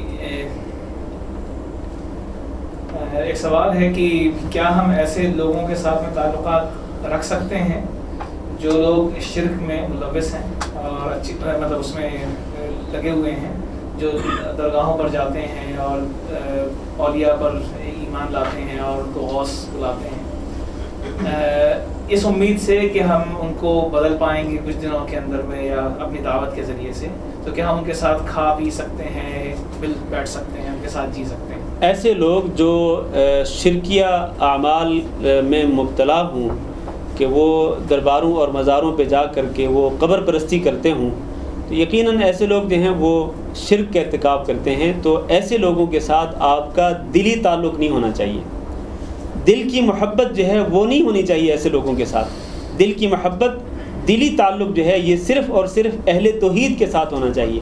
ہاں اس کا یہ مطلب نہیں ہے کہ آپ ان سے بالکل کٹ آف ہو جائیں، نہیں، یہ ہرگز نہیں کہتے ہم، اور نہ ہی اس کا اللہ تعالیٰ حکم دیتا ہے، اور نہ ہی رسول اکرم صلی اللہ علیہ وسلم نے اس کا حکم دیا ہے. بالکل کٹ آف نہیں ہونا چاہیے. ان کے ساتھ آپ کی جو ریلیشنز ہیں، جو آپ کی جو تعلقات ہیں وہ بے شک رہیں، لیکن ایک محدود حد تک. دلی رشتہ نہیں ہونا چاہیے، دلی محبت نہیں ہونی چاہیے. ہاں آپ کسی حد تک آپ ان سے میل ملاپ رکھ سکتے ہیں، خاص طور پر یہ جو سوال میں لکھا گیا اس امید کے ساتھ کہ ہو سکتا ہے کہ ہم ان کے ساتھ جب تعلق رکھیں گے، ان کے ساتھ ملتے رہیں گے اور ان کو اپنی دعوت توحید پیش کرتے رہیں گے اور ان کو ڈراتے رہیں گے کہ بھائی یہ درباروں اور مزاروں پر کچھ بھی نہیں ہے، آپ ان کو چھوڑ دیں اور صرف اللہ کی عبادت کریں، اور یہ امید ہو کہ یہ ہو سکتا ہے کہ ہماری دعوت پر کبھی یہ ہدایت پا جائیں اور یہ صحیح عقیدے پر آ جائیں اور شرک کو چھوڑ دیں، تو اس میں کوئی حرج نہیں. آپ ایک ظاہری سا تعلق جو ہے، رمزی سا، علامتی سا جو تعلق ہے وہ آپ ان کے ساتھ رکھ سکتے ہیں، لیکن جو دل کا جو سچا جو تعلق ہوتا ہے، جس میں محبت ہوتی ہے، جس میں الفت ہوتی ہے، جس میں پیار ہوتا ہے، وہ جو گہرا تعلق ہے وہ صرف اہل توحید کے ساتھ ہونا چاہیے، اہل شرک کے ساتھ نہیں ہونا چاہیے. لیکن اگر وہ آپ کی فیملی سے ہے تو ہاں آپ کی فیملی کے ساتھ، اگر وہ آپ کی فیملی سے متعلق ہیں، مطلب آپ کے رشتہ دار ہیں، تو ظاہر ہے کہ دیکھیں رشتہ دار تو اگر کافر بھی ہونا تو پھر بھی ان کا حق باقی رہتا ہے. رشتہ دار اگر کافر بھی ہوں اور مشرک بھی ہوں تو ان کا حق باقی رہتا ہے. آپ دیکھیں نا والدین جو ہیں، والدین کے متعلق اللہ تعالیٰ نے فرمایا کہ وہ ان جاہداک علی ان تشرک بی ما لیس لک بہ علم فلا تطعہما. اگر آپ کے والدین آپ کو شرک کرنے کا حکم دے تو ان کی بات مت مانو، لیکن بات نہ ماننے کا مطلب یہ کہ ان سے کٹ آف ہو جاؤ، نہیں. وصاحبہما فی الدنیا معروفا، دنیا کے اندر ان کے ساتھ رہو، ان کا ساتھ دو اور ان کی خدمت کرو، ان سے اچھا سلوک کرو. ٹھیک ہے، وہ جو حکم دیتے ہیں وہ حکم نہ مانو، شرک مت کرو ان کے کہنے پر، لیکن ان کے ساتھ رہو اور ان کے ساتھ اچھے سلوک کرو. ہو سکتا ہے کہ آپ کے اچھے سلوک کی وجہ سے والدین کو کبھی احساس ہو جائے کہ یہ ہمارا بیٹا باوجود اس کے کہ ہم اس کے عقیدے سے مختلف عقیدہ رکھتے ہیں، ہم تو شرک کرتے ہیں، باوجود اس کے یہ ہمارے ساتھ اچھا تعلق رکھتا ہے، اچھا برتاؤ رکھتا ہے، ہماری خدمت کرتا ہے. ہو سکتا ہے ان کے دل میں کبھی نرمی پیدا ہو جائے اور وہ ہدایت پا جائیں آپ کے اس اچھے تعلق کی وجہ سے، اچھے برتاؤ کی وجہ سے. لہٰذا رشتہ دار جو ہوتے ہیں وہ چاہے کافر کیوں نہ ہوں، ان کا حق باقی رہتا ہے. ان کے ساتھ ان کو ان کا حق ضرور دینا چاہیے. رشتہ داری کی وجہ سے ان کا جو حق بنتا ہے آپ پر، وہ حق آپ ان کو ضرور دیں، چاہے وہ کافر کیوں نہ ہوں، چاہے وہ مشرک کیوں نہ ہوں، لیکن ان کے ساتھ جو دلی تعلق ہے وہ نہیں ہونا چاہیے. دلی تعلق صرف اور صرف دلی تعلق کیا ہوتا ہے میرے بھائیوں؟ دلی تعلق یہ دل کی محبت کا نام ہے.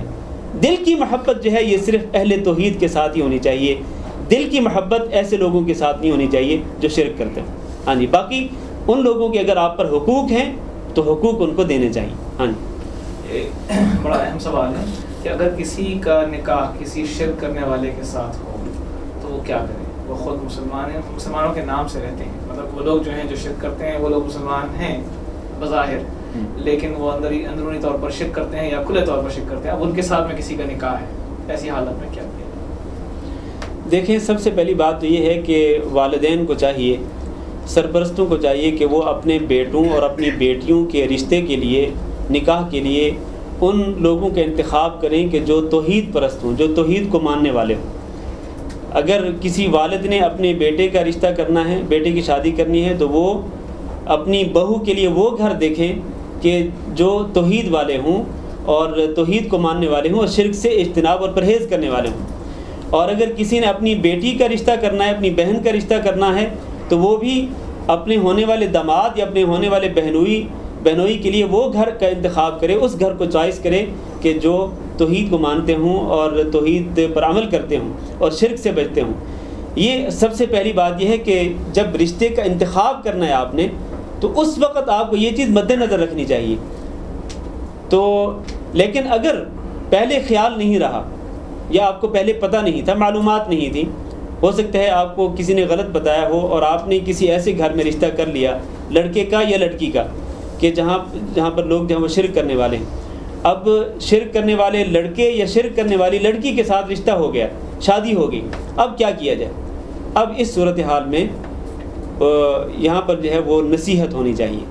لڑکے کو اگر لڑکی شرک کرتی ہے، یعنی خامند کو اپنی بیوی کی اصلاح کرنے کی کوشش کرنی چاہیے. اس کی بیوی اگر شرک کرتی ہے تو اپنی بیوی کی اصلاح کرنے کی کوشش کرنی چاہیے. اور اگر بیوی جو ہے وہ توحید پرست ہے لیکن اس کا خاوند شرک کرتا ہے تو بیوی کو اچھے انداز کے ساتھ بہتر اسلوب کے ساتھ اپنے خاوند کی اصلاح کرنی چاہیے اور توحید کا مسئلہ ان کو خاوند کو سمجھانا چاہیے. اگر سمجھانے کے ساتھ اصلاح ہو جائے تو بہت اچھی بات ہے, ٹھیک ہے, اگر اصلاح ہو جائے تو بہت اچھی بات ہے. لیکن اگر اصلاح نہیں ہوتی, ایک لڑکی جو اپنے گھر سے شرک کرتی چلی آ رہی تھی, اپنے خاوند کے گھر میں جا کر بھی وہ شرک کرنے پر ہی تلی ہوئی ہے اور وہ شرک سے باز نہیں آتی, تو پھر اس لڑکے کے لیے یہ حکم ہے کہ وہ اس اپنی شرک کرنے والی بیوی کو وہ اللہ حافظ کہہ دے اور اس کو طلاق دے کے اس کو فارغ کر دے. اور اسی طرح اگر ایک لڑکی یہ محسوس کرتی ہے کہ میرا خاوند شرک کرتا ہے, میں اس کو منع کرتی ہوں, اس کو سمجھاتی ہوں, اس کے باوجود بھی وہ درباروں مزاروں پہ جا کے کھلا شرک کرتا ہے, سمجھانے کے باوجود بھی باز نہیں آیا, تو پھر اس بیوی کو حق حاصل ہے کہ وہ اپنے خاوند سے طلاق کا مطالبہ کرے. اور اگر وہ طلاق نہیں دیتا تو وہ کورٹ میں جا کر اس کے خلاف دعویٰ کرے اور وہ خلا بھی لے سکتی ہے, کیونکہ یہ دیکھو میرے بھائیو, یہ عقیدے کا مسئلہ ہے.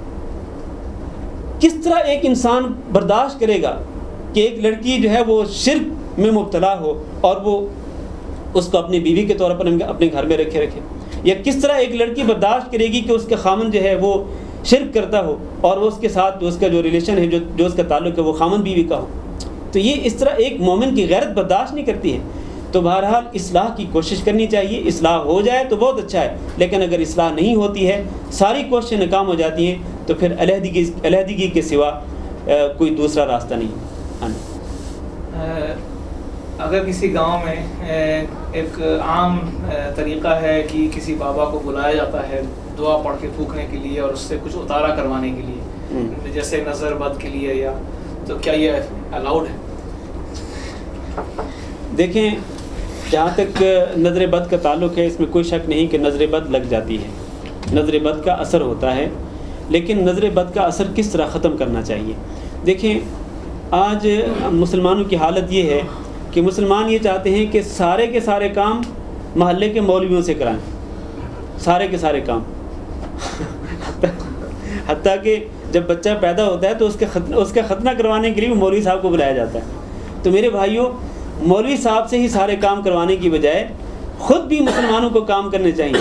یہ جو نظر بد کا اثر جو ہوتا ہے, اس کے اثر سے بچنے کے لیے آپ خود, اللہ تعالیٰ نے آپ کو مسلمان بنایا ہے, آپ ماشاءاللہ کلمہ گو مسلمان ہیں, آپ قرآن مجید آپ پڑھتے پڑھاتے ہیں, تو آپ وہ جو آخری صورتیں ہیں نا, آخری 3 صورتیں اور اس طرح صورت فاتحہ اور آخری 3 صورتیں, آپ خود پڑھ کے اس پر دم کریں اپنے اس مریض پر, وہ چاہے کوئی بچہ ہو, آپ کا بیٹا ہو, بیٹی ہو, بیوی ہو, بہن ہو, کوئی بھی ہو آپ کا, آپ اس پہ خود دم کریں. آپ تو آپ خود اس کا علاج کر سکتے ہیں. کوئی ضروری نہیں ہے کہ آپ بابا جی کو ہی بلائیں اور وہ آ کے دم کریں تو یہ بچہ جو ہے یہ جس پر نظر بد کا اثر ہوا ہے تو وہ نظر بد ختم ہوگی. نہیں, ایسی بات نہیں ہے, آپ خود اس کا علاج کر سکتے ہیں. وہ علاج آپ کے اپنے پاس موجود ہے, آپ کیوں کسی کے پاس جاتے ہیں؟ اللہ تعالیٰ نے آپ کو قرآن مجید جیسا کلام دیا ہے, اس قرآن مجید کے ساتھ اور رسول اکرم صلی اللہ علیہ وسلم کی جو مسنون دعائیں ہیں, ان دعاؤں کے ساتھ آپ نظر بد کا اور یہ جو جنات ہوتے ہیں, جو جادو ہوتا ہے, جو آسیب وغیرہ اس طرح کی چیزوں سے, حسد کرنے والوں کے شر سے آپ خود اپنے آپ کو بچا سکتے ہیں. لہٰذا خود ہی یہ سب کچھ کرنا چاہیے, اور گھر میں خواہ کسی مولوی صاحب کو اس کے لیے, صرف اس کام کے لیے دعوت نہیں دینی چاہیے کہ وہ آئیں اور آپ کے بیٹے پر دم کریں تو پھر جو ہے وہ آپ کا بیٹا شفا یاب ہوگا, ورنہ نہیں. یہ اس طرح عقیدہ رکھنا کسی بابے کے بارے میں, کسی بزرگ کے بارے میں, یہ عقیدہ رکھنا درست نہیں. ہاں جی. تعویذ کو اتار کر اس کے ساتھ کیا کرنا چاہیے؟ تعویذ کو اتار کر کے, اگر تو وہ تعویذ جو ہے وہ قرآنی تعویذ ہے, فرض کریں اس پر قرآن کی کوئی آیت لکھی ہوئی ہے یا اس پر کوئی دعا لکھی ہوئی ہے, تو اس کو زمین کے اندر دفن کر دینا چاہیے. اور اگر وہ تعویذ جو ہے وہ غیر قرآنی, یعنی اس پر نہ قرآن کے الفاظ ہیں اور نہ ہی کوئی نبی صلی اللہ علیہ وسلم کی حدیث کے کوئی الفاظ ہیں, بلکہ کئی تعویذ ایسے ہوتے ہیں جن پر نمبر لکھے ہوتے ہیں, صرف نمبر ہوتے ہیں, تو اس طرح کے جو شرکیہ تعویذات ہوتے ہیں ان کو جلا دینا چاہیے. اس طرح کے تعویذوں کو جلا دینا چاہیے. باقی قرآنی تعویذات اگر پہنے ہوئے ہوں تو ان کو اتار کر کے زمین میں دفنا دینا چاہیے, یہی سب سے بہتر ہے. جلایا بھی جاتا ہے؟ اگر غیر قرآنی تعویذ ہو تو ان کو جلایا جا سکتا ہے, ان کو جلا دینا چاہیے. یہ کیسے پتہ کریں کہ ہمیں سحر ہوا ہے؟ یا جادو کا اثر؟ اس کا طریقہ بہت آسان ہے کہ جس شخص کو یہ شک ہو اپنے اوپر کہ ہو سکتا ہے میرے اوپر جادو کیا ہوا ہو یا جادو کا اثر ہو میرے اوپر، تو اس کے لیے یہ ہے کہ وہ خود، سب سے پہلی بات یہ ہے کہ وہ خود قرآن مجید کی تلاوت کرے، مثلا سورۃ بقرہ کی تلاوت کرے، اور نمازوں کی پابندی کے ساتھ ساتھ نمازیں بھی پابندی کے ساتھ پڑھے اور اس کے ساتھ ساتھ قرآن مجید کی تلاوت بھی کرے۔ اگر تو جب وہ قرآن مجید کی تلاوت کرے گا یا وہ قرآن مجید کی تلاوت سنے گا، اگر اس کی جو پریشانی ہے، جو اس کو تکلیف ہے، اگر اس تکلیف میں اضافہ ہوتا ہے تو یہ اس بات کی نشانی ہے کہ واقعتاً اس پر جادو ہے۔ اگر اس کی تکلیف میں اضافہ ہوتا ہے، جو بھی وہ علامات محسوس کرتا ہے جن کی بنا پر اس کو شک ہو رہا ہے کہ ہو سکتا ہے مجھے جادو کیا گیا ہو، اگر ان چیزوں میں اور زیادہ اضافہ ہو جائے، وہ چیزیں اور زیادہ بڑھ جائیں، تو یہ اس بات کی پکی نشانی ہے کہ واقعتاً اس پر جادو ہے۔ یہ کب پتہ چلے گا؟ جب وہ قرآن پڑھے گا یا قرآن مجید کی تلاوت سنے گا۔ تو اس کے ساتھ ابتدائی طور پر وہ چیز بڑھے گی، لیکن اگر یہ صبر و تحمل کے ساتھ اگر یہ کنٹینیو رکھے گا اس علاج کو، قرآن پڑھتا رہے گا، قرآن سنتا رہے گا، تو آخر کار شکست کس کو ہوگی؟ شیطان کو ہوگی، کیونکہ جادو جو ہے یہ شیطان کی طرف سے کیا جاتا ہے، جنات کی طرف سے کیا جاتا ہے۔ تو قرآن مجید کے سامنے کوئی جن یا کوئی شیطان کب تک ٹھہرے گا؟ آخر کار اس کو چھوڑنا پڑے گا، آخر کار اس کا اثر ختم ہونا ہی ہونا ہے۔ تو قرآن مجید ہی سب سے بڑا علاج ہے، اور اسی کے ذریعے پتہ چل سکتا ہے کہ آپ کو جادو ہے یا نہیں۔ آپ اگر پڑھیں گے، سنیں گے اور مستقل مزاجی کے ساتھ پڑھتے اور سنتے رہیں قرآن مجید کو، ساتھ ساتھ نمازیں بھی پڑھتے رہیں، اللہ تعالیٰ سے دعا بھی کرتے رہیں، تو اگر آپ کی تکلیف میں اضافہ ہو رہا ہے تو یہ نشانی ہے کہ آپ پر جادو ہے۔ لیکن اگر آپ کو کچھ بھی نہیں ہوتا، آپ نارمل ہیں بالکل، قرآن پڑھنے کے بعد بھی، قرآن سننے کے بعد بھی، نمازیں پڑھنے کے باوجود بھی آپ بالکل نارمل ہیں، کچھ بھی آپ کی پریشانی میں اضافہ نہیں ہوا، تو پھر یقین کر لینا چاہیے کہ آپ پر جادو نہیں ہے۔ ہاں جی، مخصوص سورہ ہے اس کی، نہیں سورہ بقرہ یا پورا قرآن پڑھتے؟ نہیں، اس کے لیے سورۃ بقرہ خاص طور پر اور آخری 3 صورتیں خاص طور پر، اسی طرح آیت الکرسی ہے، اور اسی طرح جو جادو کے متعلق جو آیات ہیں قرآن مجید کے اندر، مختلف آیات ہیں جادو کے متعلق، تو وہ آیات جو ہیں جس کو رقیہ بولا جاتا ہے، رقیہ کہتے ہیں اس کو، رقیہ مطلب وہ شرعی دم، یہ شرعی دم جو ہے یہ قرآن مجید کی آیات اور آپ صلی اللہ علیہ وسلم کی دعاؤں پر مشتمل ہوتا ہے۔ تو یہ دم جو ہے یہ پڑھا جائے یا یہ کیا جائے تو اس کے ساتھ پتہ چل جائے گا کہ اس کو جادو ہے یا نہیں ہے۔ ہاں جی، وقت کی کمی ہے تو اس لیے کچھ سوال اور لے لیتا ہوں، اگر لوگ بیٹھنے کو تھوڑا سا تیار ہیں 5 منٹ اور 10 منٹ، کوئی بات نہیں، انشاءاللہ۔ Select question. تو ایک سوال ہے کہ دیکھیں ہمارے جو بھائی جو دوست آئے ہوئے ہیں نا، ان کے اتنا ٹائم لیں آپ کہ یہ آئندہ بھی آنے کے لیے تیار ہوں، ورنہ اگر آپ ان کو اتنی دیر بٹھائے رکھیں گے تو آئندہ پھر یہ آئیں گے نہیں یہ۔ جی انشاءاللہ کچھ سوال اور رہ گئے ہیں، ان میں سے جو امپورٹنٹ ہوں گے میں ان کو انشاءاللہ پوچھتا ہوں۔ اگر کوئی عورت جو ہے وہ اپنے خاوند کے رشتہ داروں سے یا اپنے سسرالی رشتہ داروں سے اگر بات کرنا اور ان سے رشتہ داری رکھنا بند کر دے تو کیا یہ اللہ کے حکم کی خلاف ورزی ہو یا نافرمانی ہو؟ سوال یہاں پر یہ ہے کہ وہ اپنے خاوند کے رشتہ داروں کے ساتھ تعلق کیوں نہیں رکھنا چاہتی، اس کی وجہ کیا ہے؟ اس کی وضاحت ہونی چاہیے۔ اگر تو کسی دینی یا شرعی سبب کی بنا پر وہ خاوند کے رشتہ داروں سے تعلقات نہیں رکھنا چاہتی، کہ خاوند کے رشتہ دار جو ہیں وہ برے ہیں، مثلا کہ وہ اللہ تعالیٰ کے نافرمان ہیں، گناہوں میں مبتلا ہیں، تو شرعی سبب کی بنا پر، دینی وجہ کی بنا پر اگر وہ اپنے خاوند کے رشتہ داروں سے تعلقات نہیں رکھنا چاہتی تو اس کو حق حاصل ہے، وہ اللہ کی نافرمان نہیں ہوگی، بات سمجھ رہے ہیں۔ لیکن اگر کوئی دینی وجہ نہیں، کوئی شرعی سبب نہیں ہے اس کا، بلکہ کوئی ذاتی کوئی وجہ ہے کوئی، تو ذاتی مفاد کی وجہ سے یا ذاتی سبب کی وجہ سے اگر اب خاوند کے رشتہ داروں سے تعلقات نہیں رکھنا چاہتی تو یقیناً یہ اللہ تعالیٰ کی نافرمانی ہے اور یہ بہت بڑا گناہ ہے۔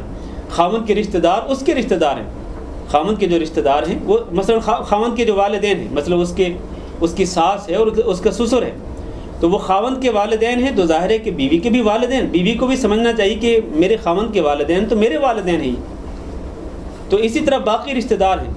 تو جس طرح خاوند اپنے رشتہ داروں کے ساتھ تعلقات خوشگوار بنائے گا، اسی طرح اس کی بیوی کو بھی چاہیے کہ وہ خاوند کے رشتہ داروں کے ساتھ تعلقات کو خوشگوار بنائے۔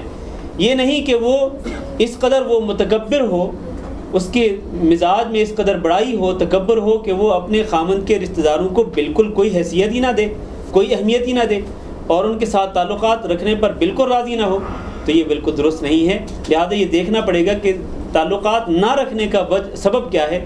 شرعی ہو تو کوئی حرج نہیں، غیر شرعی ہے، ذاتی ہے، تو پھر یہ درست نہیں۔ ہاں جی، کچھ سوالوں کا سلسلہ ختم نہیں ہوتا دکھ رہا ہے، اور تو میں سوچتا ہوں کہ آخری سوال ہے یہ جو میں لے رہا ہوں یہاں جی، کہ وظیفہ کرنا کہاں تک جائز ہے، اور اگر قرآن کی کچھ آیات کو تسبیح کے طور پر، وظیفے کے طور پر پڑھا جائے ایک وقت کے لیے ہر روز، تو اس کی کیا حیثیت؟ جی، یہ دیکھیں یہ بہت اہم سوال ہے۔ یہ سب سے پہلی بات یہ ہے کہ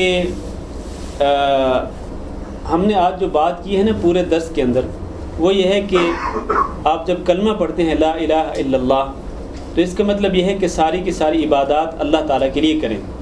اچھا، جو عبادت آپ نے اللہ رب العزت کے لیے کرنی ہے، وہ آپ کس کے طریقے پر کریں گے؟ آپ اس کے لیے کس کو اللہ تعالیٰ نے آئیڈیل بنایا ہے، کس کو اللہ تعالیٰ نے معیار بنایا ہے، وہ کون ہے؟ وہ یقیناً رسول اکرم صلی اللہ علیہ وسلم ہے۔ کہ آپ نے، اللہ تعالیٰ نے فرمایا لقد کان لکم فی رسول اللہ اسوۃ حسنہ، کہ اللہ کے رسول صلی اللہ علیہ وسلم میں تمہارے لیے بہترین نمونہ ہے۔ لہٰذا ہمیں نبی کریم صلی اللہ علیہ وسلم کی زندگی کا مطالعہ کرنا چاہیے، اور آپ کی عبادات کا مطالعہ کرنا چاہیے کہ آپ عبادات کس طرح کرتے تھے۔ آپ قرآن مجید کی تلاوت کس طرح کرتے تھے، آپ نماز کس طرح پڑھتے تھے، آپ روزے کس طرح رکھتے تھے، آپ حج کس طرح کرتے تھے، آپ اپنے رشتہ داروں کے ساتھ تعلقات کس طرح رکھتے تھے، آپ لین دین کے معاملات کس طرح کرتے تھے، آپ کا جو لوگوں کے ساتھ میل ملاپ جو تھا، میل جول جو تھا وہ کس طرح سے تھا، اخلاق کردار آپ کا کس طرح سے تھا۔ ساری چیزوں میں رسول اکرم صلی اللہ علیہ وسلم کا بہترین نمونہ ہمیں اپنے سامنے رکھنا چاہیے۔ اسی طرح سے یہ جو وظیفہ ہے، یعنی وظیفہ مطلب اللہ تعالیٰ کا ذکر کرنا، یہ جو وظائف جو ہیں اللہ کے ذکر کے ساتھ، ان وظائف میں بھی ہمیں یہ دیکھنا چاہیے کہ رسول اکرم صلی اللہ علیہ وسلم کون سے وظیفے کرتے تھے۔ جو وظیفے رسول اکرم صلی اللہ علیہ وسلم کرتے تھے ہمیں وہ کرنے چاہیے، اور جو وظیفے رسول اکرم صلی اللہ علیہ وسلم نے نہیں کیے ہمیں وہ وظیفے نہیں کرنے چاہیے۔ اور آپ کو ایک بڑے مزے کی بات بتاؤں آپ کو، رسول اکرم صلی اللہ علیہ وسلم نے جتنے بھی وظیفے کیے ہیں، جتنے بھی وظیفے آپ نے کیے ہیں، آپ کے کسی بھی وظیفے کی تعداد 100 سے زیادہ نہیں ہے۔ 100 سے زیادہ آپ نے کوئی تسبیح نہیں پڑھی، آپ نے کوئی وظیفہ آپ نے 100 سے زیادہ مرتبہ نہیں کیا۔ یعنی زیادہ سے زیادہ کوئی وظیفہ اگر پڑھا جا سکتا ہے رسول اکرم صلی اللہ علیہ وسلم کی سنت کے مطابق، تو وہ زیادہ سے زیادہ تعداد 100 ہے، اس سے زیادہ نہیں۔ لہذا جو لوگ یہ کہتے ہیں کہ جی ایک دن میں 1000 مرتبہ فنا ذکر کریں، یا فنا جو اللہ تعالیٰ کا جو نام ہے اس کا ورد کریں 1000 مرتبہ یا 5000 مرتبہ یا اتنے 100 مرتبہ، یہ سراسر غلط ہے۔ یہ اللہ کے رسول صلی اللہ علیہ وسلم سے آگے بڑھنے کی کوشش ہے۔ اللہ تعالیٰ نے قرآن مجید میں فرمایا یا ایھا الذین آمنوا لا تقدموا بین یدی اللہ ورسولہ واتقوا اللہ، اے ایمان والو اللہ اور اللہ کے رسول سے آگے بڑھنے کی کوشش نہ کرو۔ جہاں اللہ اور اللہ کے رسول نے روک دیا وہیں رک جاؤ، آگے نہ بڑھو۔ آپ دیکھیں نا، وہ جو 3 صحابہ تھے جنہوں نے آ کے رسول اکرم صلی اللہ علیہ وسلم کی بیویوں سے سوال کیا تھا کہ آپ ہمیں بتلائیں کہ اللہ کے رسول رات کے وقت کتنی عبادت کرتے ہیں، تو آپ کی ازواج مطہرات نے بتلایا کہ آپ اتنی عبادت کرتے ہیں۔ تو ان میں سے ایک نے کہا کہ میں جو ہے نا ہمیشہ ساری رات تہجد پڑھوں گا، رات کو سوؤں گا نہیں میں۔ دوسرے نے کہا میں ہمیشہ روزے رکھوں گا، کبھی روزہ چھوڑوں گا ہی نہیں۔ تیسرے نے کہا میں نے عورتوں سے شادی نہیں کرنی ہے۔ رسول اکرم صلی اللہ علیہ وسلم کو جب اس کا پتہ چلا تو آپ صلی اللہ علیہ وسلم باقاعدہ منبر پر تشریف لے کر کے آئے، اور آپ نے فرمایا ما بال الناس یقولون کذا وکذا، لوگوں کو کیا ہو گیا ہے کہ وہ اس طرح کی باتیں کر رہے ہیں۔ اب دیکھیں وہ جو 3 لوگ تھے ان کی باتیں بری نہیں تھیں، ان کا نظریہ غلط نہیں تھا، وہ نیکی کے مقصد کے ساتھ، نیکی کی نیت کے ساتھ وہ یہ ساری رات تہجد پڑھنا چاہتے تھے اور ہمیشہ روزے رکھنا چاہتے تھے، اور اللہ کی عبادت میں توجہ کے ساتھ اللہ کی عبادت کرنے کے لیے وہ عورتوں سے شادی کرنے پر راضی نہیں تھے۔ تو اچھے ارادے تھے، اچھے عزائم تھے، لیکن اللہ کے رسول نے ان کو ڈانٹا اور فرمایا اما انی اخشاکم للہ واتقاکم لہ، خبردار میں تم میں سب سے زیادہ اللہ تعالیٰ سے ڈرنے والا ہوں، سب سے زیادہ اللہ تعالیٰ کی خشیت رکھنے والا ہوں، لہٰذا میں رات کو تہجد پڑھتا ہوں، سوتا بھی ہوں، اور کبھی روزے رکھتا ہوں، کبھی چھوڑ دیتا ہوں، اور میں عورتوں سے شادیاں بھی کرتا ہوں۔ پھر فرمایا من راغب عن سنتی فلیس منی، جو میرے اس طریقے کو چھوڑ کر کسی اور طریقے کو اپنائے گا وہ مجھ سے نہیں، اس کا مجھ سے کوئی تعلق نہیں۔ تو وظیفہ بھی وہی کرنا چاہیے جو رسول اکرم صلی اللہ علیہ وسلم سے ثابت ہو، آپ کے وظائف سے آگے بڑھنے کی کوشش نہیں کرنی چاہیے۔ رسول اکرم صلی اللہ علیہ وسلم نے جو درود پڑھنے کی ترغیب دی اور وہ درود ابراہیمی ہے، وہی درود ہی پڑھنا چاہیے، اور جو اذکار اور جو تسبیحات آپ نے پڑھی ہیں وہی اذکار اور وہی تسبیحات پڑھنے چاہیے، اور اتنی ہی تعداد میں پڑھنے چاہیے جتنی تعداد میں پڑھنے کی ترغیب دی آپ صلی اللہ علیہ وسلم نے، اور آپ جتنی تعداد میں آپ خود پڑھتے تھے۔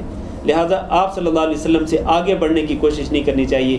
خواہ مخواہ بعض ہماری مائیں بہنیں جو ہیں وہ پتہ نہیں کتنے کتنے گھنٹے مصلوں پر بیٹھی رہتی ہیں اور وہ وظیفہ پورا کرتی رہتی ہیں۔ اتنے ہزار مرتبہ جی میں نے وہ تسبیح کے وہ منکے گر رہے ہیں، منکے پہ منکا گر رہا ہے، دانے پہ دانہ گر رہا ہے، اور تسبیح چل رہی ہے، اور پتہ نہیں کتنے ہزار مرتبہ۔ تو یہ سارا غلط ہے۔ یہ تسبیحات کی جو گنتی ہے وہ دائیں ہاتھ کی انگلیوں پر شمار کرنی چاہیے۔ یہ ہے سنت رسول اکرم صلی اللہ علیہ وسلم کی، اور آپ نے فرمایا کہ ان انگلیوں سے قیامت کے دن گواہی لی جائے گی۔ تو انگلیوں پر وظیفے کو شمار کرنا چاہیے، تسبیحات کو شمار کرنا چاہیے۔ تو یہ اللہ کے رسول صلی اللہ علیہ وسلم کی جو سنت ہے ہمیں اس کو سامنے رکھنا چاہیے۔ میرے بھائیوں، آخری کلمہ کہتا ہوں، ساری کی ساری خیر و بھلائی اس عمل میں ہے کہ جو عمل اللہ کے لیے ہو اور رسول اکرم صلی اللہ علیہ وسلم کی سنت کے مطابق ہو۔ ساری کی ساری خیر و بھلائی اسی کے اندر ہے۔ باقی وہ عمل جو اللہ کے لیے نہ ہو یا رسول اکرم صلی اللہ علیہ وسلم کی سنت کے مطابق نہ ہو تو اس عمل کے اندر کوئی خیر نہیں ہے میرے عزیز بھائی۔ جزاکم اللہ خیر۔